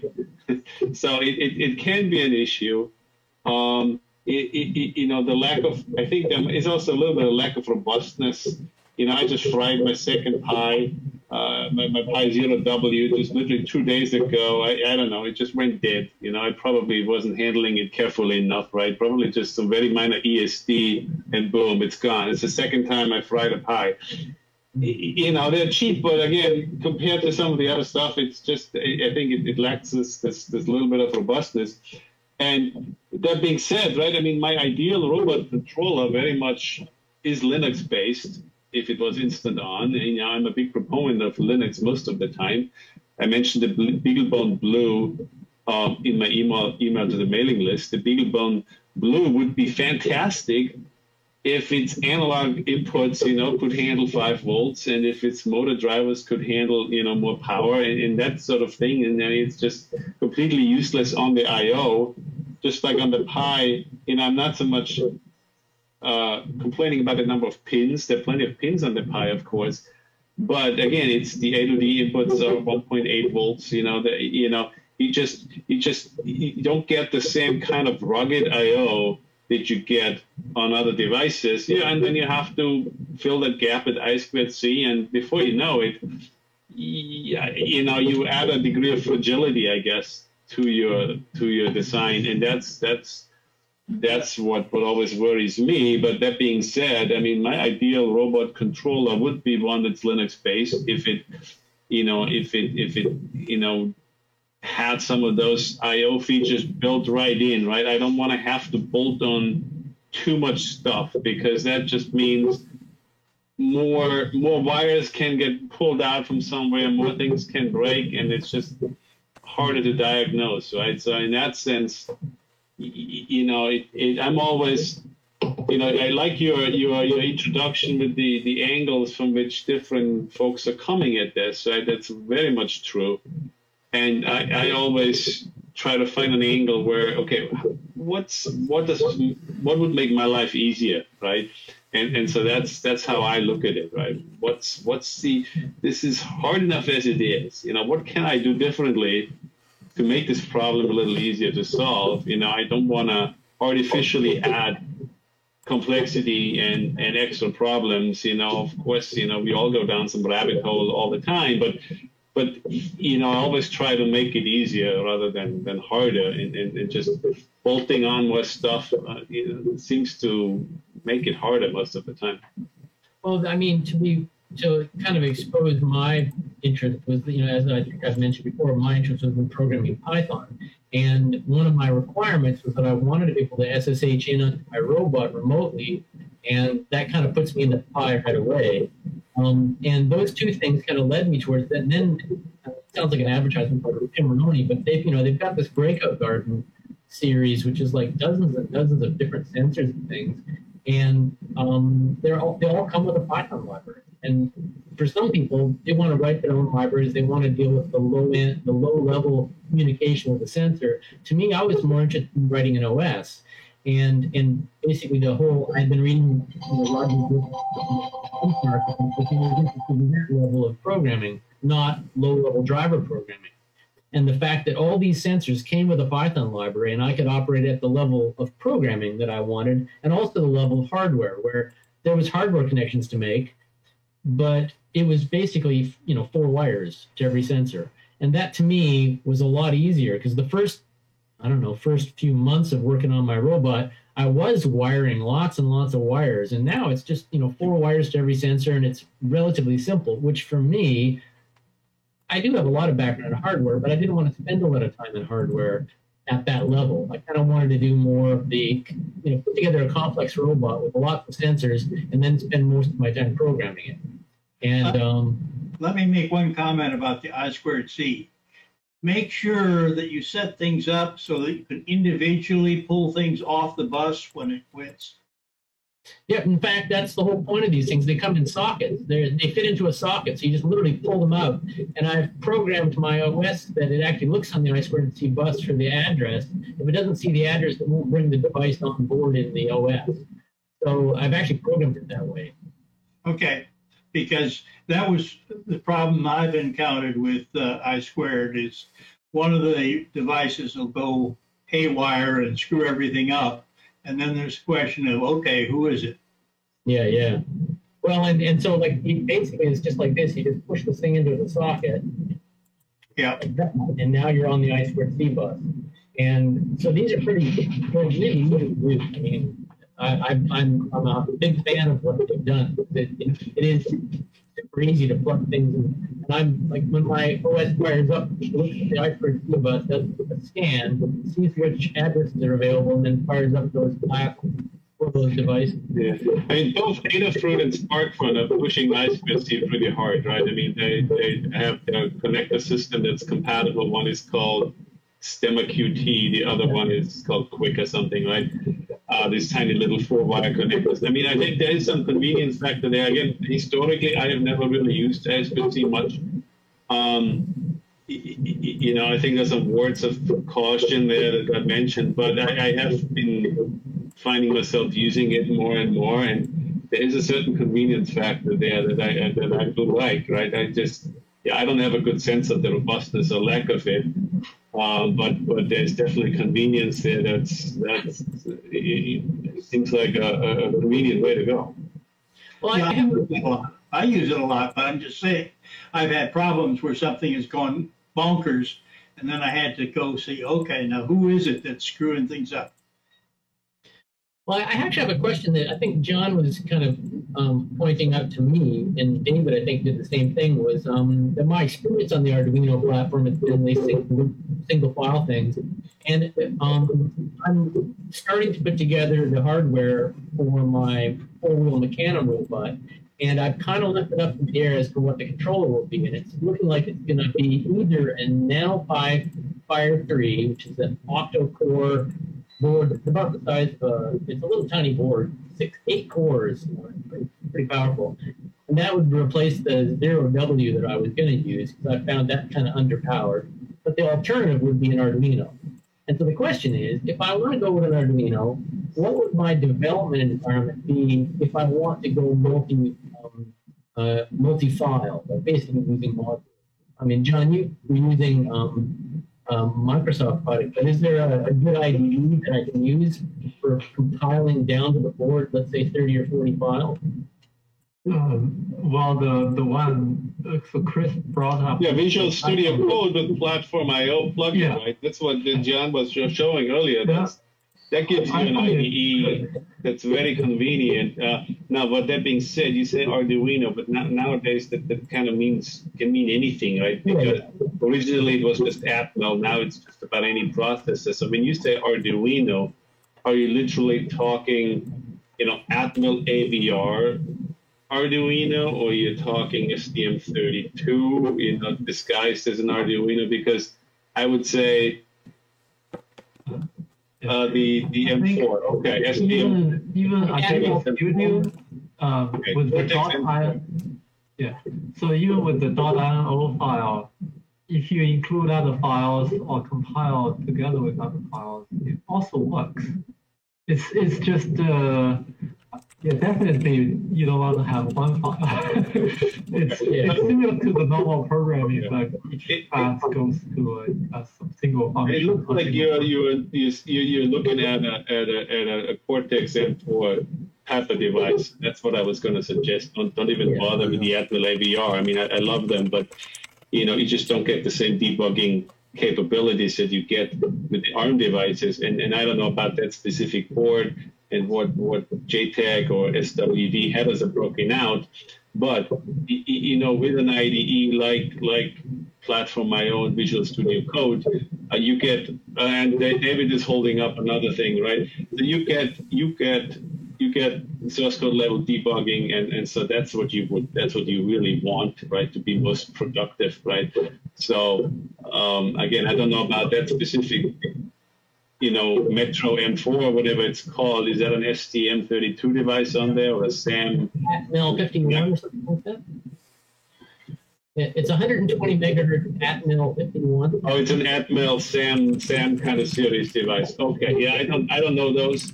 You know, David actually held up, you know, one of those, the usual, you know, STM32 type of boards. You know, they're very convenient to use, and have like the debugger kind of baked into it, so you don't even need any additional hardware. So it's a very convenient way to go, actually. I mean, highly recommend it. Maybe that Metro M4 has the same thing. I don't know, but yeah. So you would use Visual Studio Code with Platform.io. That's what you would want to look at. It is very, very convenient. You know, something like the STM series. What I would suggest in that case, if that's the direction you were going, you know, ST Microelectronics has their own Eclipse-based IDE, which is you know, exposes a lot more sort of capabilities down in the weeds, if that's what you were after. So that's another option. That's what I found myself using some of the STM32 stuff. You get all the capabilities exposed, and it's still easy to use. And you know, it's an Eclipse-based IDE that they provide to you.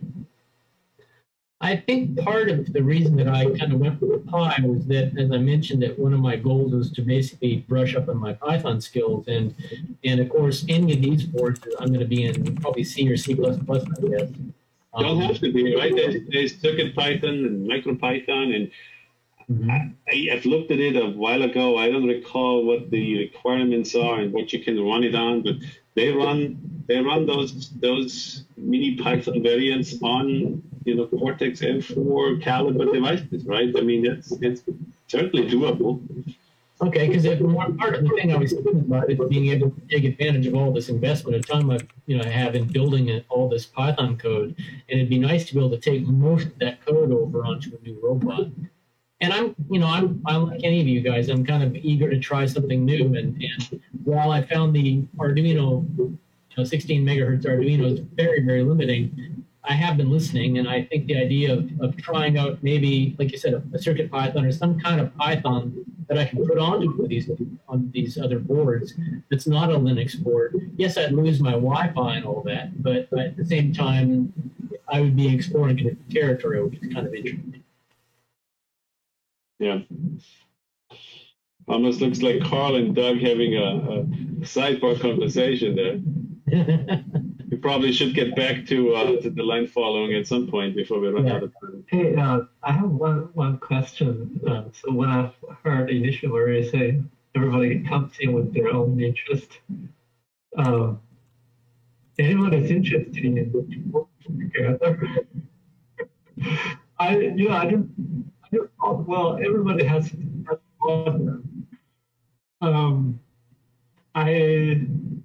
I like working like more people, more power, right? It's like, let's find I know there's a club robot going on, all right, but something with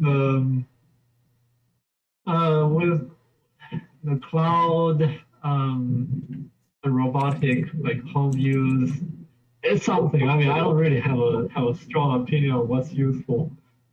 But anyway, I just feel everybody has his own pet project. I know I have one too, but I want to give up if someone says, "Okay, here's something I'm interested. I might be interested." Well, I think we are kind of doing that with the simulator. I mean, part of the reason that we're all, if you look at the people who are gathered here, we all have an entirely different role, or very different hardware and very different software because we do have different. But John, the one place that we are, I can't this year, but we're looking to work together on the simulator because there's no hardware. And so that's kind of a cooperative effort in that sense. Yeah, even that, we might work on one car together.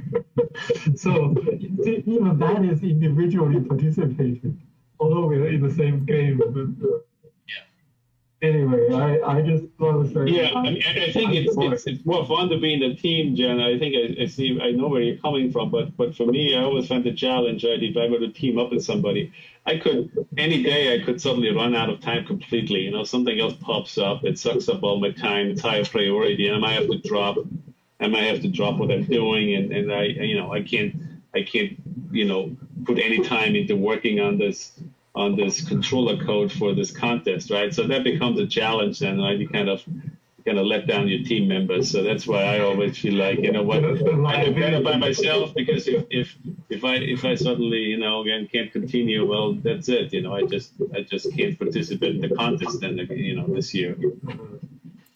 Yeah, we need a big prize handling there to say 2-person team is eligible to participate. That prize. I hope.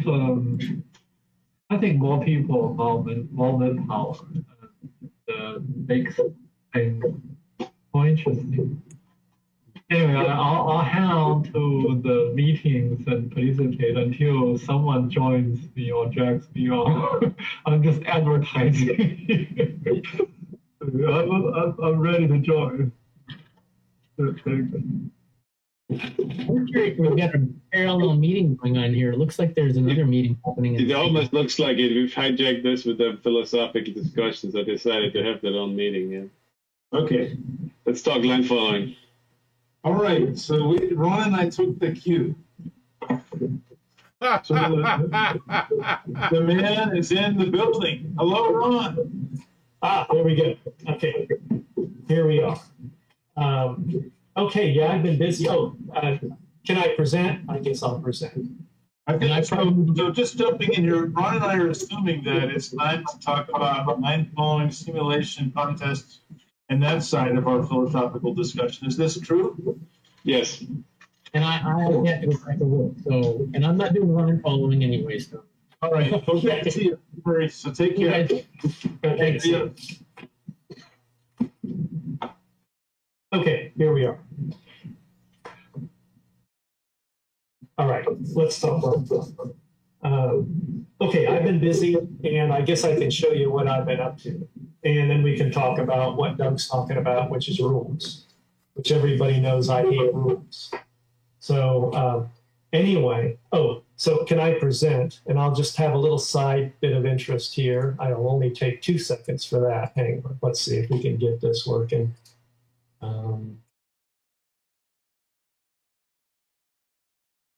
Okay, we'll start this off with a 30-second presentation. Let's see. Can you see my screen? Wait a minute. I see code. All right, you're going to do pirouette? Yeah. Here we go. Okay, so I played with this. I don't know what David was talking about, but anyway, I went in and wrote just a quick pirouette simulation. But I don't know if I did it right. So I've been actually this is, one is going to be continuous forward velocity and varying rotation rate. But you can see here, instead of waiting for the robot to run, I'm running 100 seconds, but I'm doing it all in a 60th of a second. So, and I feel confident I could get this to run on my robot without any trouble. But anyway, so what you can see is I'm varying a start heading, but it's a little weird. We won't go into that too much. I think there it's perfect, 180 degrees. whatever is driving the direction, the desired direction.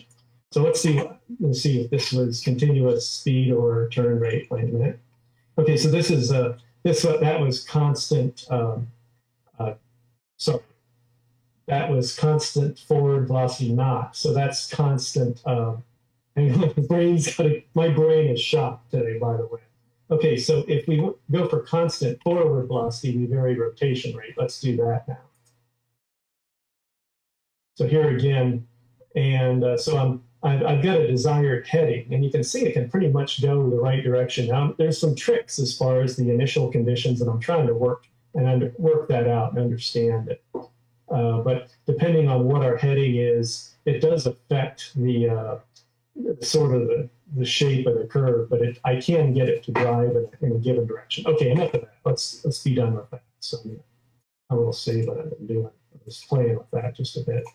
Okay, and I don't understand what's going on exactly, but I'm just was playing with it. Okay, Ron, did the 5/8 pi reveal itself?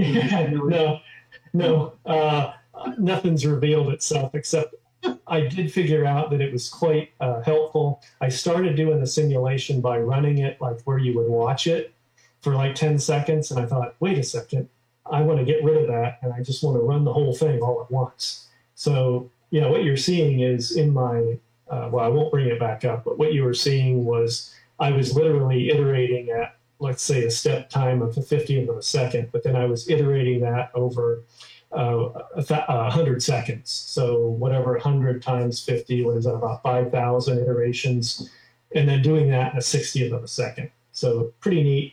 And maybe next week I'll hook some knobs up to it. That might be kind of useful.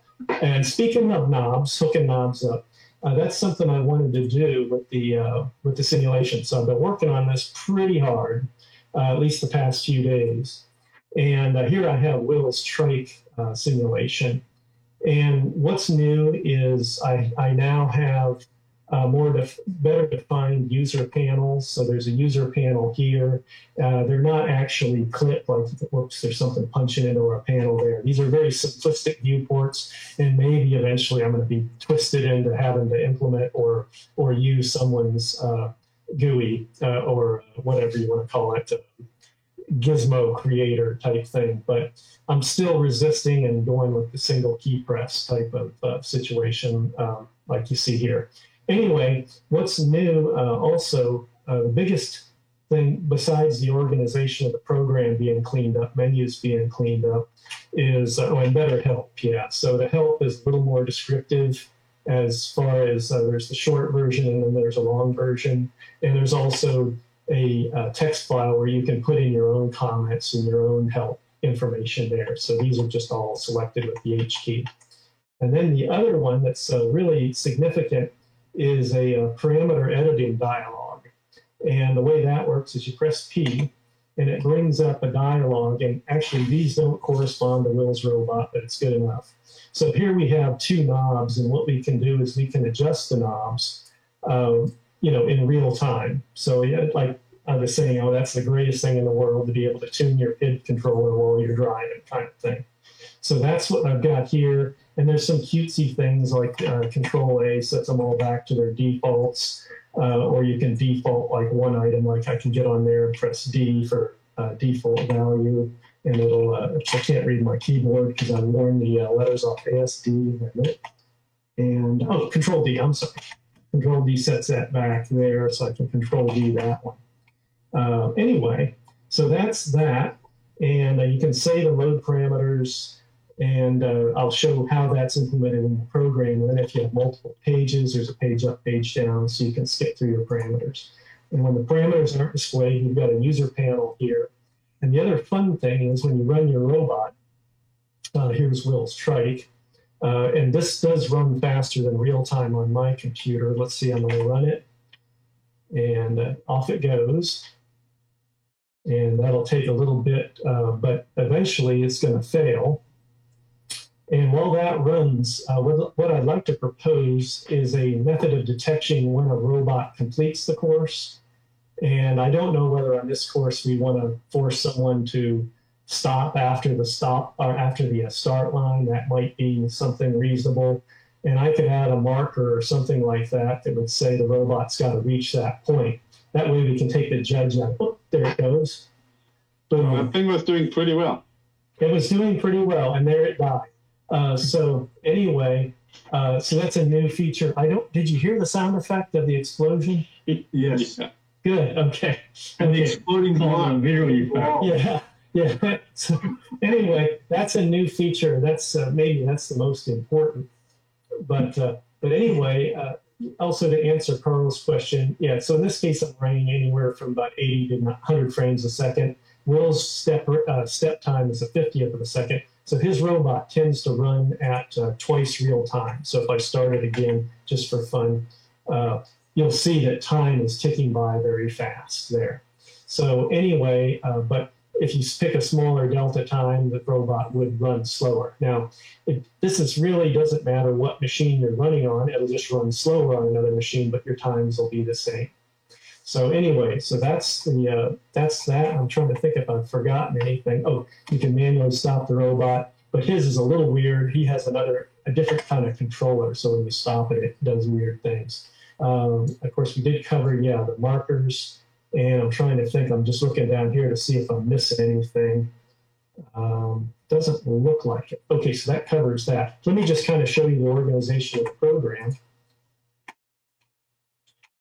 So what I've done is I've worked on getting the LFS stuff, although I have expanded what's in the program itself. At the moment, I have my parameter editor, and so that's how long is that? About 500 lines. Okay, so the parameter editor is sitting in the program, and these are now prefixed with LFS. That is all the things that typically you would not mess with.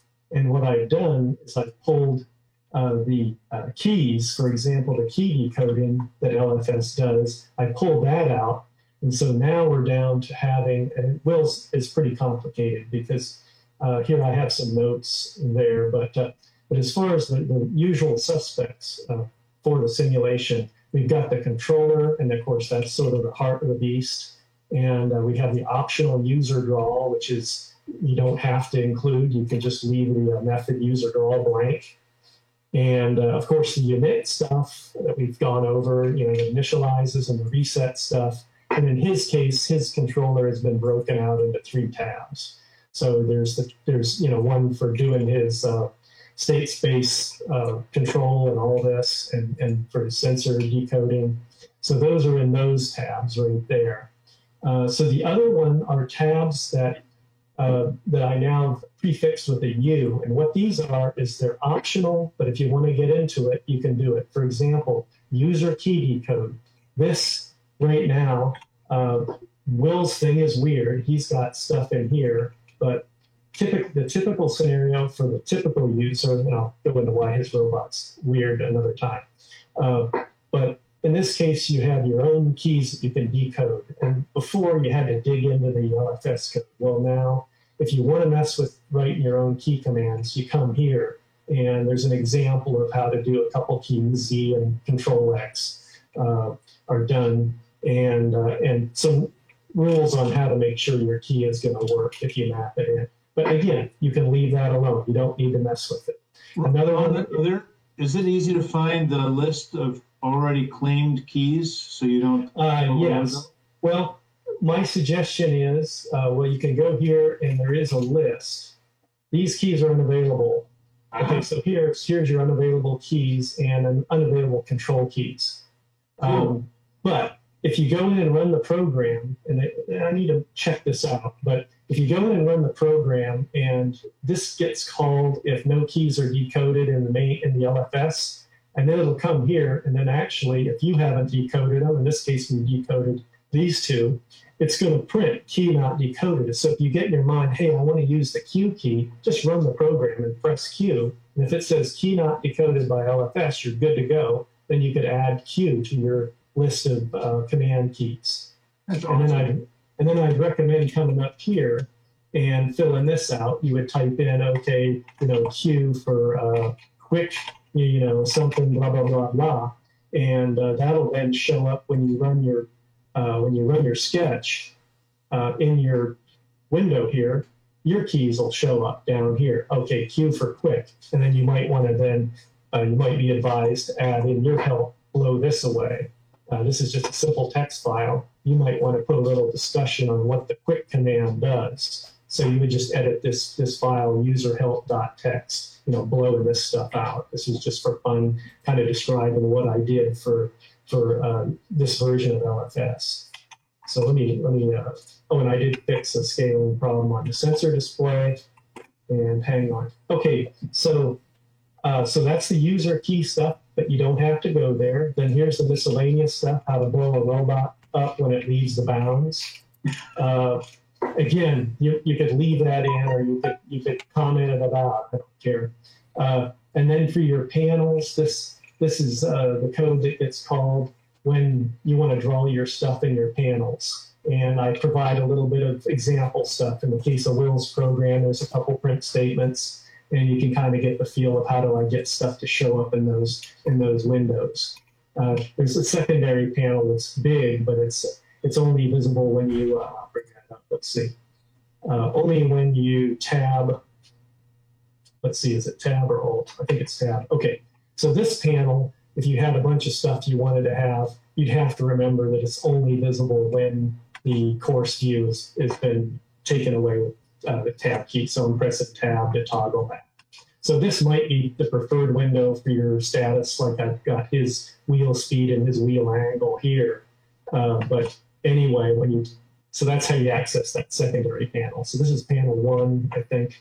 It'd be nice if I left a label on there. And that's panel 2. Okay, so that's that.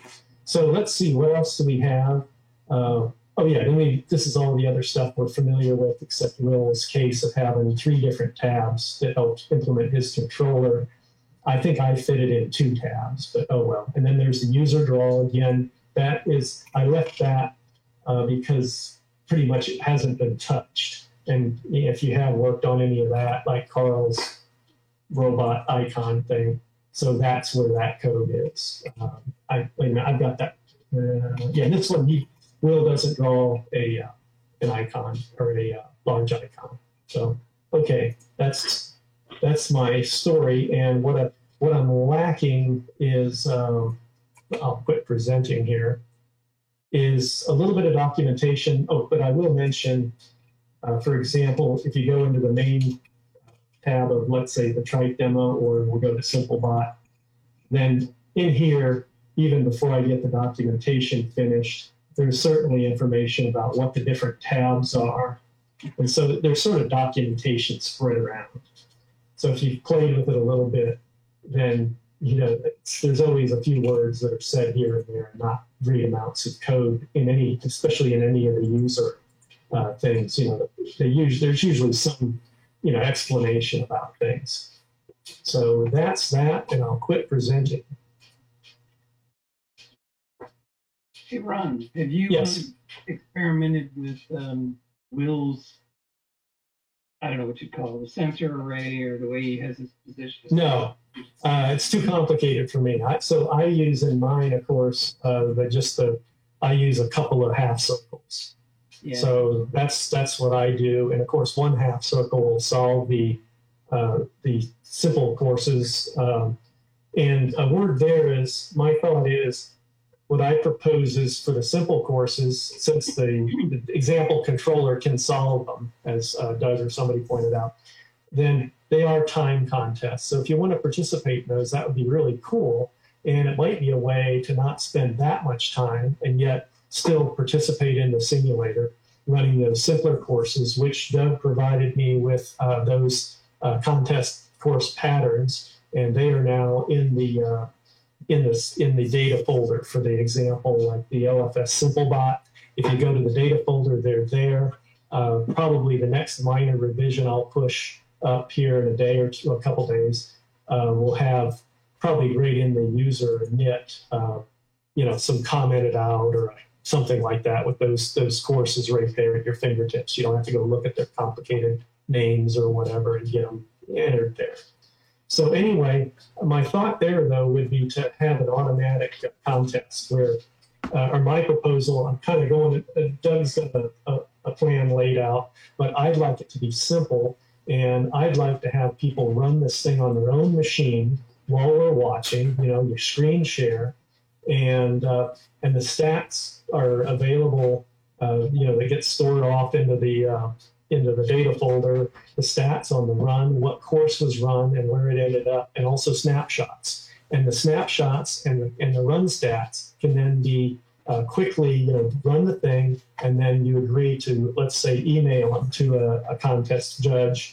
And then, they've watched it. They got their own screencast to see what's going on, but then they also get a copy of the screenshots if they're necessary. But really, if you're watching the thing, you can judge on how far somebody went and where they ended up before their robot freaked out. In the case of the challenge contest, you'll know how far they went, or if they completed, what were the run times. And again, the run times would be logged automatically. So anyway, my thought is make it as simple as possible. That way the judge can work on a robot controller and try to win this thing. And I'd like to get somebody to donate some money. I put some money up so that there's a little prize, a little carrot out there, a few $100. That might be me if I get my robot a little further along. I've still been screwing around with the simulator, but I might put up some prize. After running the simulator, you should be putting up a couple hundred. But see, I think I can win the thing. But maybe I'm fooling myself. Oh, the idea is that after all this time, you would be able to keep your money instead of giving it away to somebody on your own home course. There you go. Really... No, it'll be worth it to see somebody beat me. Now, I think if I have a week, my brain has been thinking so much about this stuff. But anyway, so that's that. Probably something that the club board should talk about, because we should talk about that. But yeah. Okay, there you go. Unless we can find a big benefactor or something. All right. I don't know, Ron. Winning your own simulator. That's putting my money where let me see if I get a little further along. I think I can beat Will. I'm faster than Will. So anyway, but one of the things that might be a fly in the ointment is what I really think this thing should have, and I don't want to spend much time, is I want a little variability in the run. And that would be a little random tendency of it not to drive quite straight. And my proposal is something like, a deviation of so many inches in a straight run of what's the course is about 12 feet. So, if you tell the robot to drive straight, then I'd like to see some deviation, random deviation in the run, and maybe also some deviation in based on how fast you drive and your acceleration rates, and publish it, not make anything hidden or like, oh, I know the secret sort of thing. And in fact, that would probably screw me up. But the good thing is, when I run my robot over and over, it will strike over and over. It does the same thing every time. And I think by having a little variability in the contest, it'll make it more exciting, because then you won't know how it's going to come out. But on the same level, I'd want it to be fair. Maybe the same variability applies to every run. We enter a random seed or something that's placed on all computers, and then they run the same amount of deviation. But the trick might be, to know what that deviation is going to be. And try to make it somewhat convoluted, unless you're a real wizard. Maybe contest day, if it's distributed running, like you say, maybe the judge comes up with a random, or we get a random number character generator on the web, and we just say, okay, the string for today's contest run is. There you go. And you have to type that into the program, and your program uses that as the seed, so you can still create the run, but the seed change, you can control the seed for everybody. You can consistently. Right. Everybody has the same thing. The seed allow you to repeat, right? And introduce some uncertainty. Right. And the cool thing is, then with that given seed, I suppose, what we could have is, I guess the goal would be to have it. If you had that seed, that if you feed it in, you should get repeatability. You know what I'm saying? At that point. But like you say, okay, on the day of, you make it so that it would take a wizard to be able to decode that. And I guess that would take a little thought. Haven't even put my brain there. Run that. There's a kind of easy way to do it because there's hashing algorithms out there. So like you could look at the code to generate a JSON webhook, and for that you just take, I don't know, a string of 5 or 10 characters, whatever. You feed it into the JSON web token creator, and out comes a hash string that's unique.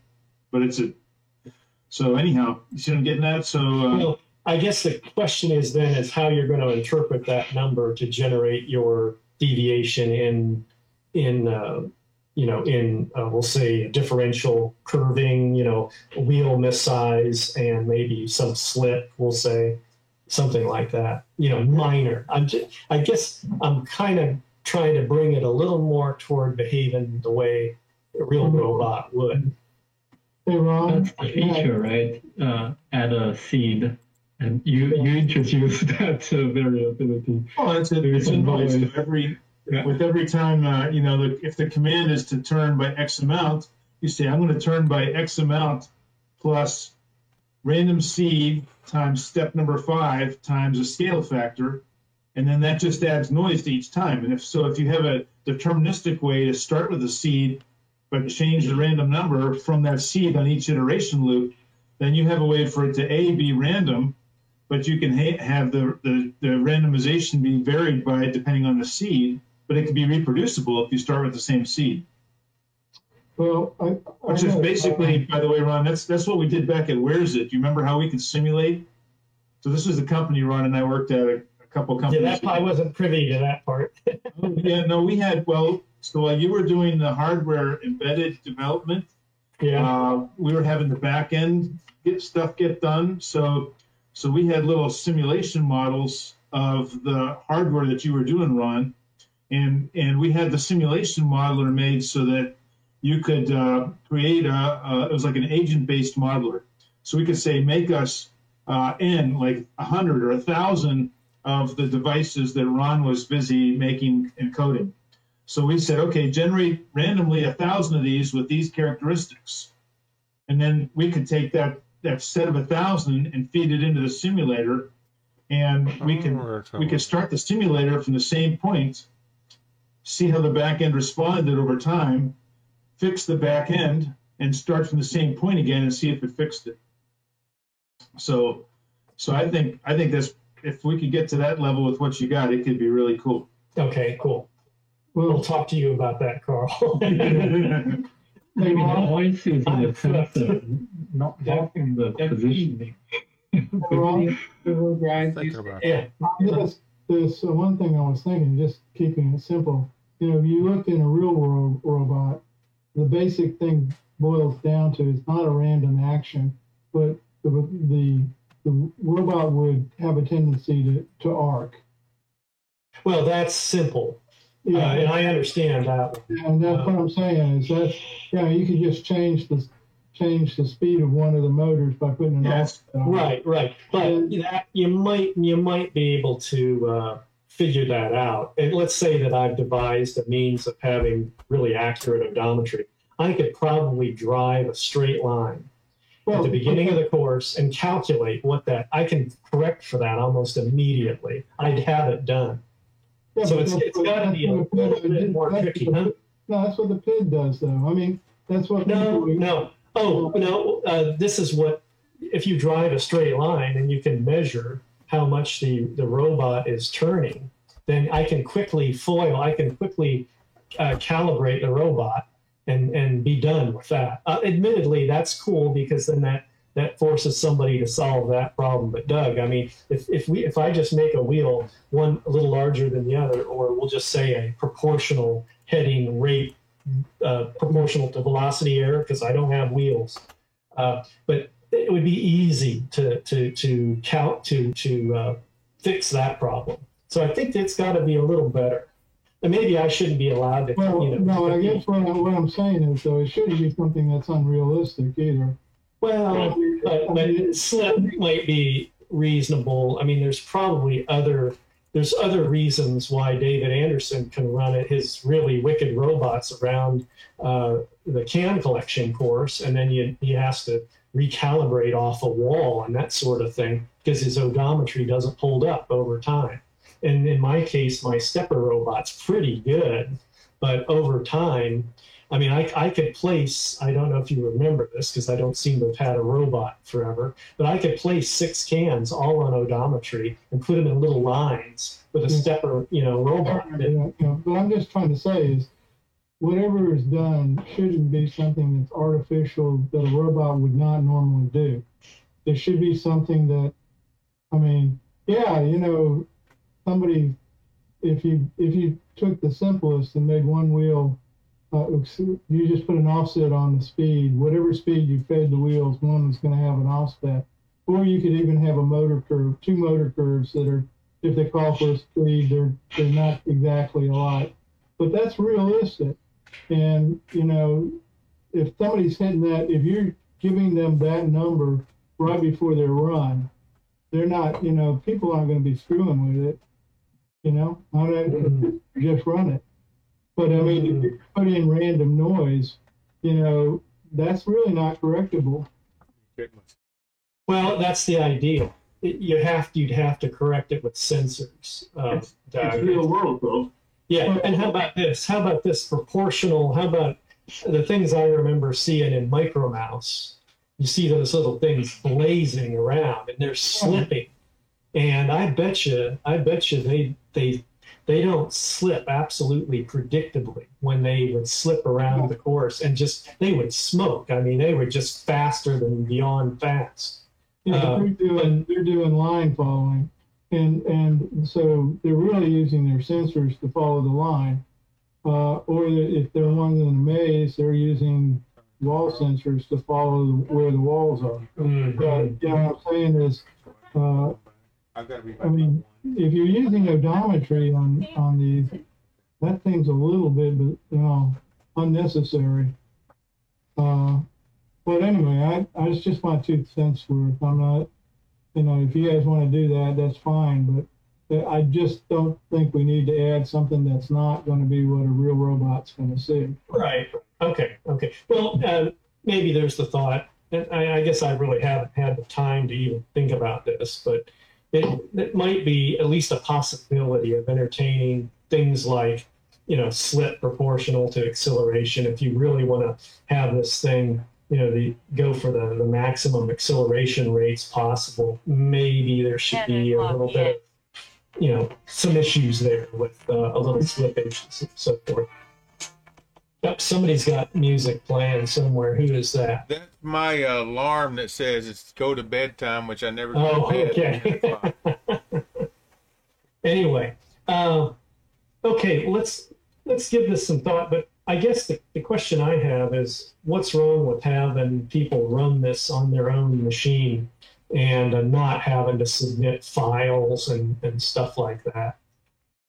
Well, I like that idea. I know you were concerned about people having to actually share their code, and you didn't think that was something we wanted to do. And I'm all for, that's the way we want to do it. I agree that would probably converge the contest very quickly. So what I would,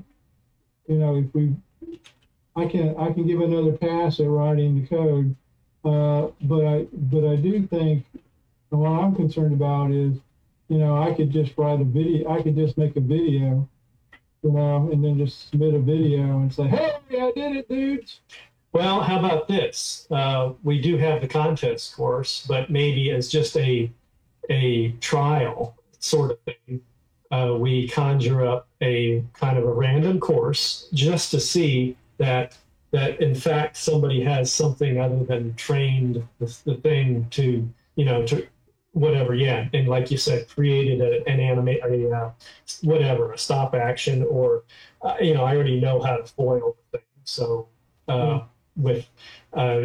In fact, it's a bit of a problem right now. You can with a marker facility, you can drop markers all over Kingdom Come, and you can map the course really quickly.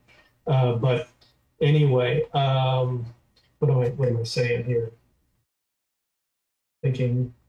So anyway, how about a demonstration of last minute, or maybe I could even write a random course generator. I have the course generator program, and maybe I could have a random sequence of, or some, we could come up with a way to feel, or we sit down and just hack together something, and then you're forced to have to, not forced, but you demonstrate that your robot will at least reasonably run that pattern.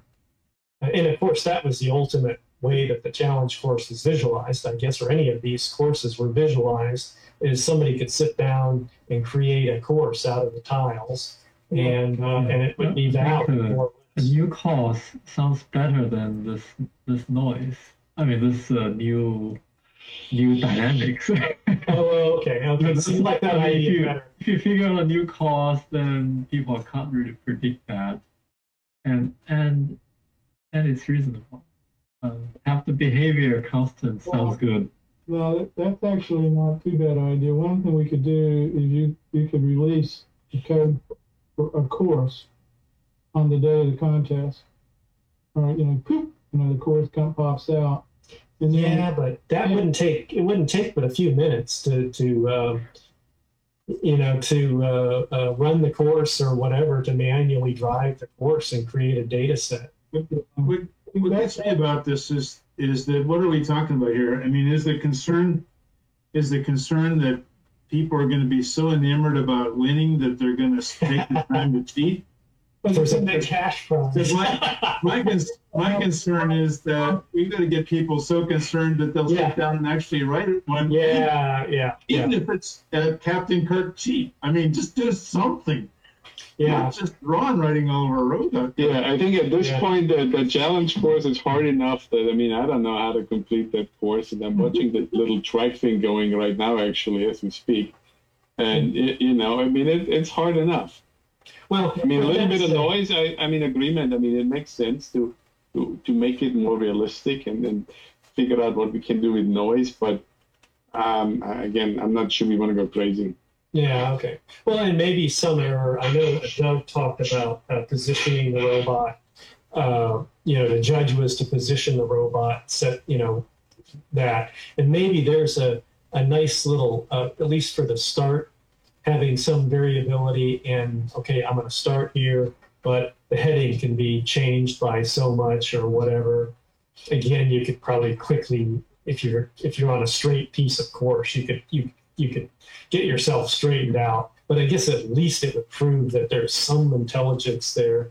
And I realize maybe it's being overly idiotic about this. If somebody wins the contest, I think we'll at least get to hear some of their ideas. And eventually I'm all for sharing code, but I guess part of me does realize that if I've invested time in this, that I might want to run, another time. And if I share everything, then everybody knows what I know. And that's sort of not fun always, but sometimes it's good. And then the other thing too is then moving on to the real contest. And, I sort of would like to do that too. I've got to try to prove that because of the mitten thing. Although, has Carl done it yet? Have you run that whole course yet? What? The whole real course? In the real world? In the real world. The closest mine that came was a couple years ago, and it took 8 minutes and 3 resets. Oh, okay. Oh, but it did what we got to be. It did do every bit of it. It just, there was a couple of parts where, because of those stoops, because of the way that mine is, I had to just pick it up and back it up a couple inches and let it try that section again. But it did every section. It just, it's not robust. Yeah, okay. Wow. Yeah. Okay. It will be if I ever sit down and work on it again. Well, from a rule point of view, you have to have some rules, but I'm just trying to figure out if we're just going to tell them that they have to have, because I need to rewrite it, is just tell people that they should have their, they're just going to have to submit, on the day of the contest, they're going to receive I'm going to say a token. All right. So that maybe if we do that. Okay. Well, maybe. Yeah. And they'll, I'll say they may receive a token. Because, the first time we do this, we shouldn't make it harder than it has to. All right. All right. Well, maybe we should go with the deterministic run as we've got it. Yeah, I mean, look, guys. Okay. It's 2 months away. And really, the fun thing is for anybody, as far as the fun thing is to take or write your own, but the example controller or something better, which, that one's got a lousy line detector, but oh well, you can look at Will's code or not. But anyway, I like the idea that the simple courses that Doug, you sent today, whatever what is it called, the advanced and the simple or something? Basic, okay, whatever. Those especially if I had a finish detector, because they're going to run pretty fast and we might have times that are close together. I mean, there's a nice place for somebody to sit down for a little while and see how fast they can run the stupid thing by turning the knobs or by maybe playing with sensor geometry, moving, and there's ideas there, moving sensors, forward, back, more or less sensors, different, whatever. And there's pretty neat because you can just play with relatively small amount of code and time investment and be a competitor. And you might be the best just by playing around. And that's pretty cool. I like that. And that's very simple. And it wouldn't be hard at all to add the automated detection. You start, in fact, some of those, do they even have start end lines? That's the basic? That's the reason why I had to place them. Oh, okay. Okay. So how about this? You can place your dot or your marker. Since I've got that facility, you click on the course, it places the little circle, and you say run, and then the simulation runs and it monitors the robot. And when certainly a judge might have to, if there was some qualification for, cutting a corner off or something and jumping back on the line. Okay, so a judge would be there to qualify that. So somebody's going to watch the contest, right? So we're sitting there, the judge decides, oh, it did run, but the cool thing is the timing that's a real pain for that, and that might be close among competitors, is going to be logged, with the automated timer on the robot. So, it's 18.531 seconds, and it's exact, So to me, that's pretty cool. And everybody ought to be everybody that we can get to participate in that, I think that would be awesome. And little time expenditure, right? I mean, we're talking really, as I'm obsessing, really, especially with the new parameter editor, setting up a few parameters. It might just be a matter of playing with tweaking the parameters, or maybe you get smart and you think, oh, I can automate the runs, and I might have a few words to say about that, so that you can set the thing up to automatically run the contest, log the results, turn the knobs, that sort of thing. So you can go away to the lake and paddleboard or whatever for a day, and when you come back, it's run 1,000 times, and you've done your Monte Carlo or whatever you call it. I'm thinking if it's okay, more like I program and you introduce something like a new map, and I don't have to do anything for that map. Or like the rule is nobody does anything for that map, because I'm thinking, now you tell me I can tune it. Well, I may tune it for 5 minutes, I may tune it for an hour. I'd like to not to worry about tuning. No. I'm like, okay, this is it. Let it go and go compete on the unknown map. In a sense, that's fair. No. And it's efficient too.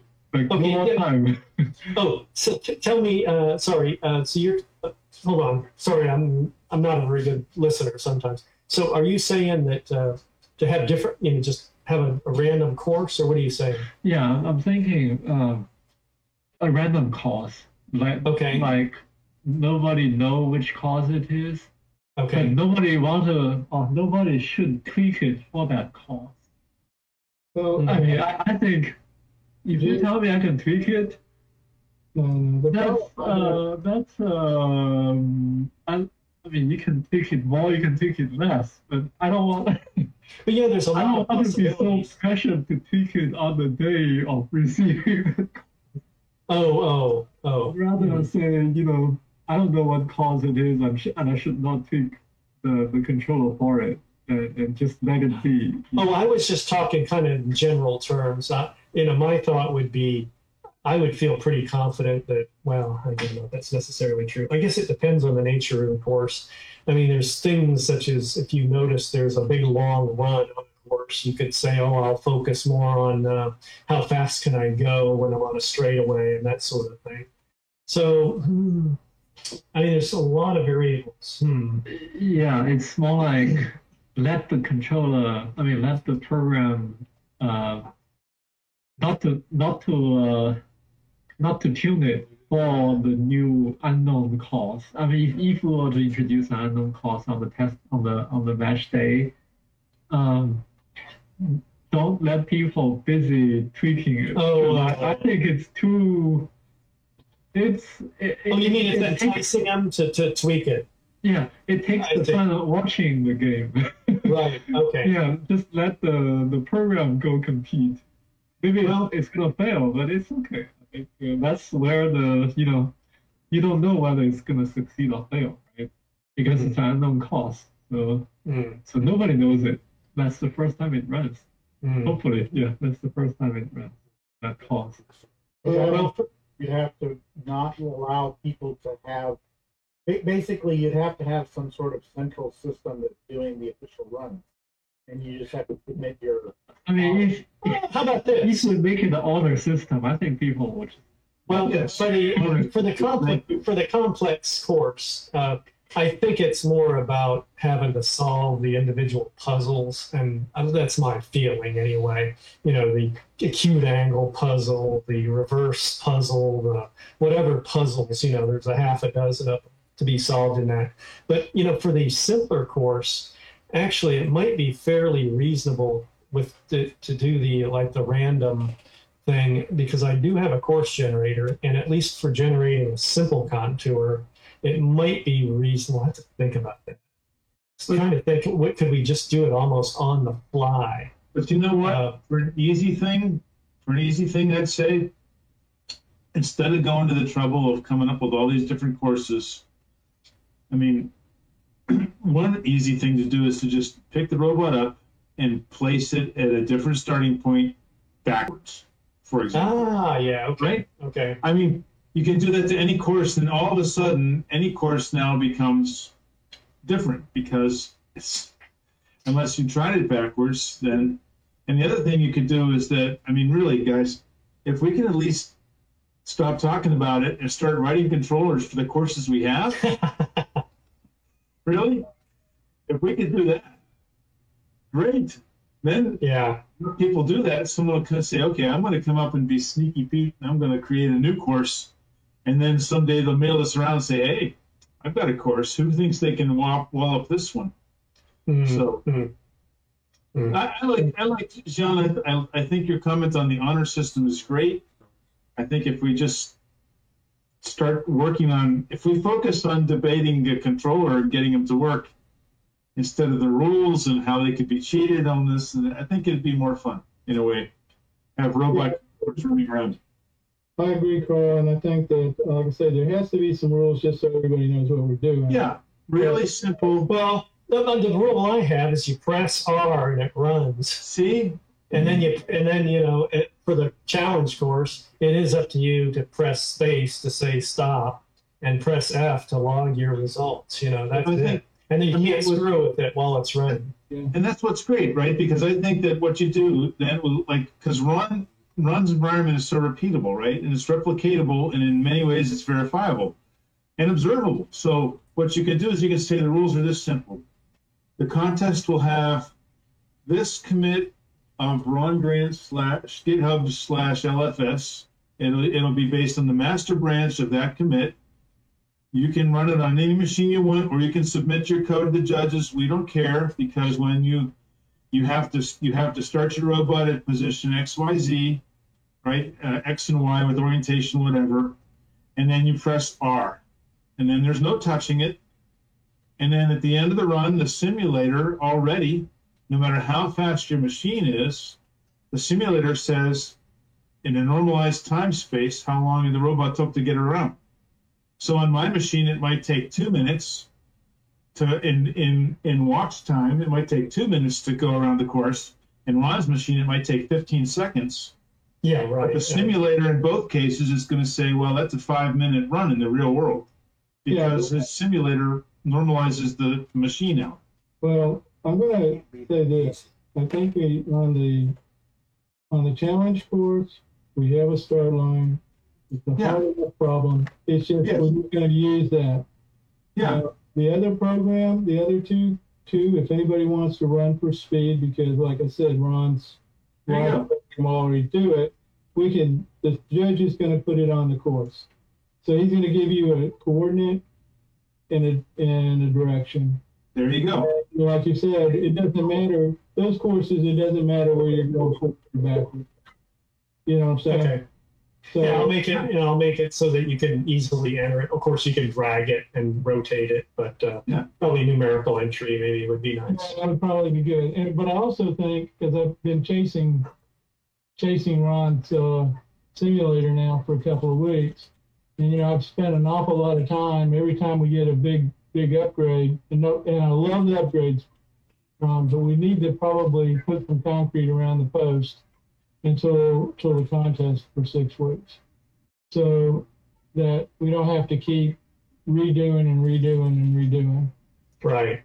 No, I've given that thought, certainly, and I'm also running out of steam and time to put into it. So every time you say that, Ron, honest. But there was things that have bugged me, and you've heard me whine about it for the longest time. So I'm getting pretty happy, and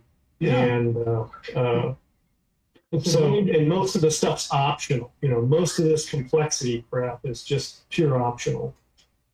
So what we can do is we can say, Ron, in there that this commit is, you can just nail it down and say this X commit XY whatever hash is. We can tag it in the Git repo. We can make a branch from it, but we can say that. Oh, is it a few more changes? How about just? No, okay, all right. No, but this is the beauty of it, right? You can take the snapshot today, because I saw you did it just 4 hours ago, right? You could go tag that or make a branch and say this is. If it's a branch, it's easy for other people that might not know Git as well. Okay. But they can say, okay, we're going to run on this branch, and then you can continue as much as you want to do in the master branch. But the December 12, 2020 branch it's one commit. Hey, that brings at a certain time. Yeah. And then if you want to, you can have that as a bonus point. If you want to try out the current version the day before, you can have that as a bonus point type thing. Oh, but I'll tell you, okay, I do need to work on this a little more. And the reason I do, and unfortunately tomorrow I'm occupied, but one thing I do need to nail down is for the quick contests, automated stop detection. So give me a little more time. But I'm not screwing around with it like I've been doing. Minor little bits. Can we use the 1.3.1 version, which doesn't have your latest stuff? Can we use any files that we had there and just plug them into the newest? Oh, yeah. Well, that's the whole point. We don't have to do anything else, right? Well, I want to say variables or anything. I could double check that. I guess what I need to do is take the demo program from the earlier version and see that I can drop it into this. So it's damn close. And I've kept the tabs, the critical tabs. It's, I would say it's just, yeah, okay, yeah, so that's the one with Carl's icon. Let me think. If I had to change anything, I'm going to say just about not. Like the release, right? Yeah. We'll test it out. Yeah. What are going to be fixes? Feature freeze. Oh, there's always something. I mean, it's right there. You can pull it down anytime. Okay. I think I'm going to sign off while he's looking for that. Okay. All right, Doug. See you, Doug. Good night. Good night, Doug. And while he's doing that, as I said, what I would suggest is let's freeze it, give him it run a couple days, but we do need to pick a frozen point, and then if people want to, if you improve it beyond that, then they can run the improved version for bonus points type things. What I would suggest. Well, how about this? One thing I can commit to right now is your code. Your code will run in this version or the one that I create in a few days. But the one in a few days will have automated run for the simple quick contests. It's up to you to stop your robot, I guess. Is that the deal? Is that a requirement of the challenge, is to stop after the end line? Well, I think, Ron, that what you're, if you can add the feature of putting in a one lap point, you know what I'm saying? Otherwise, when they run a lap, it stops. That would be well worth waiting for. But that shouldn't have to change anything in the controller. Right. No, your controller won't be touched. And I'm going to say, it would be work for Ron to decide, how's he going to measure that it hits the end, especially for the robots that decide to go run off in the wall and go bang. Yeah. Well, if you look at the rules, you get a point for every fourth of the course. Yeah, Doug, that's too complicated. No. Hang on with me here.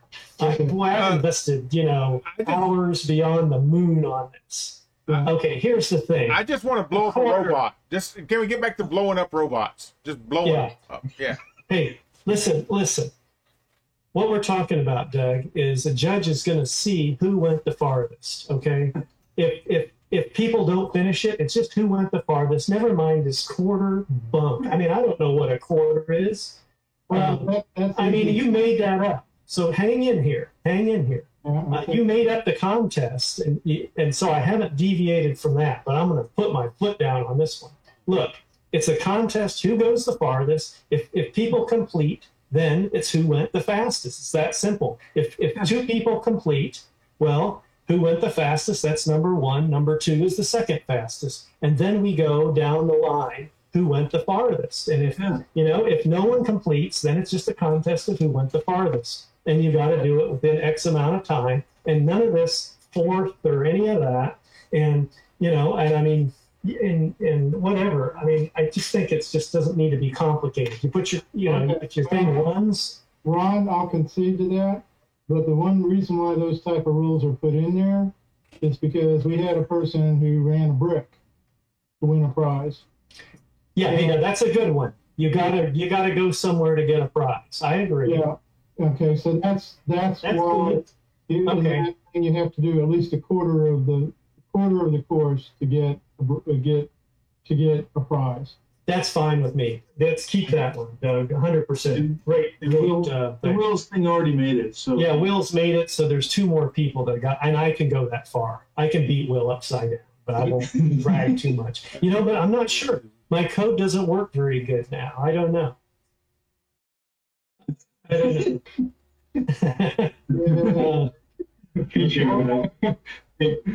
Recall, what is it? When how usually you do talk smack talk.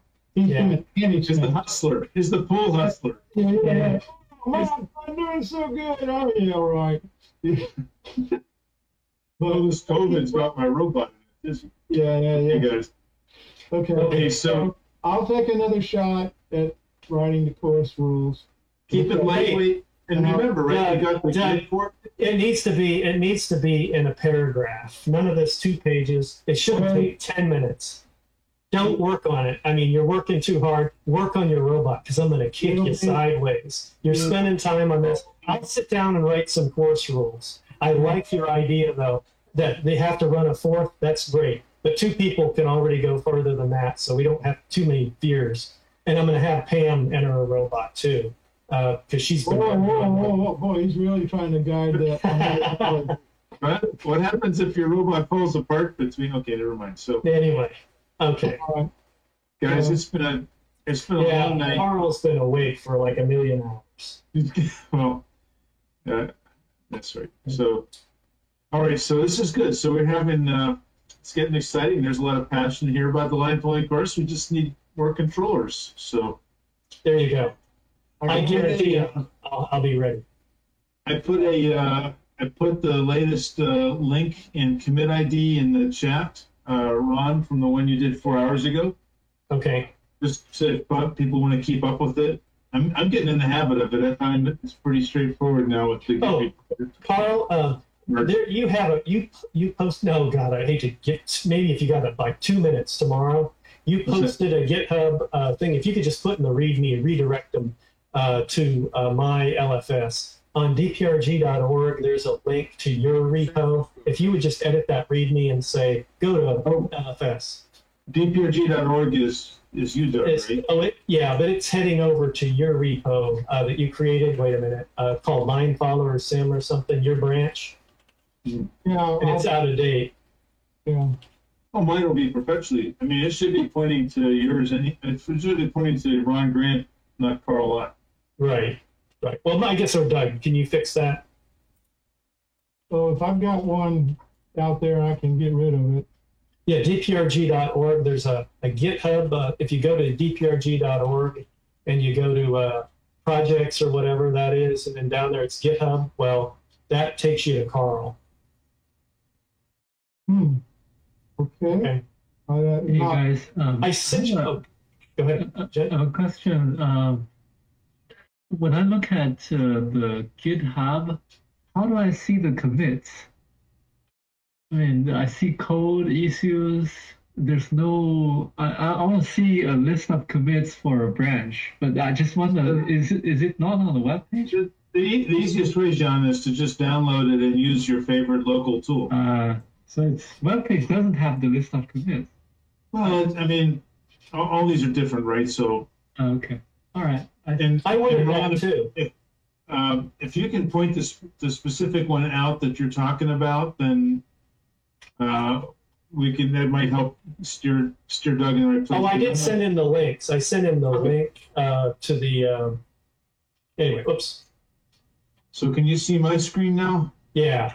If you go to dprg.org. I just shared a link to the commits. Oh yeah, there. Kareem is on top of it.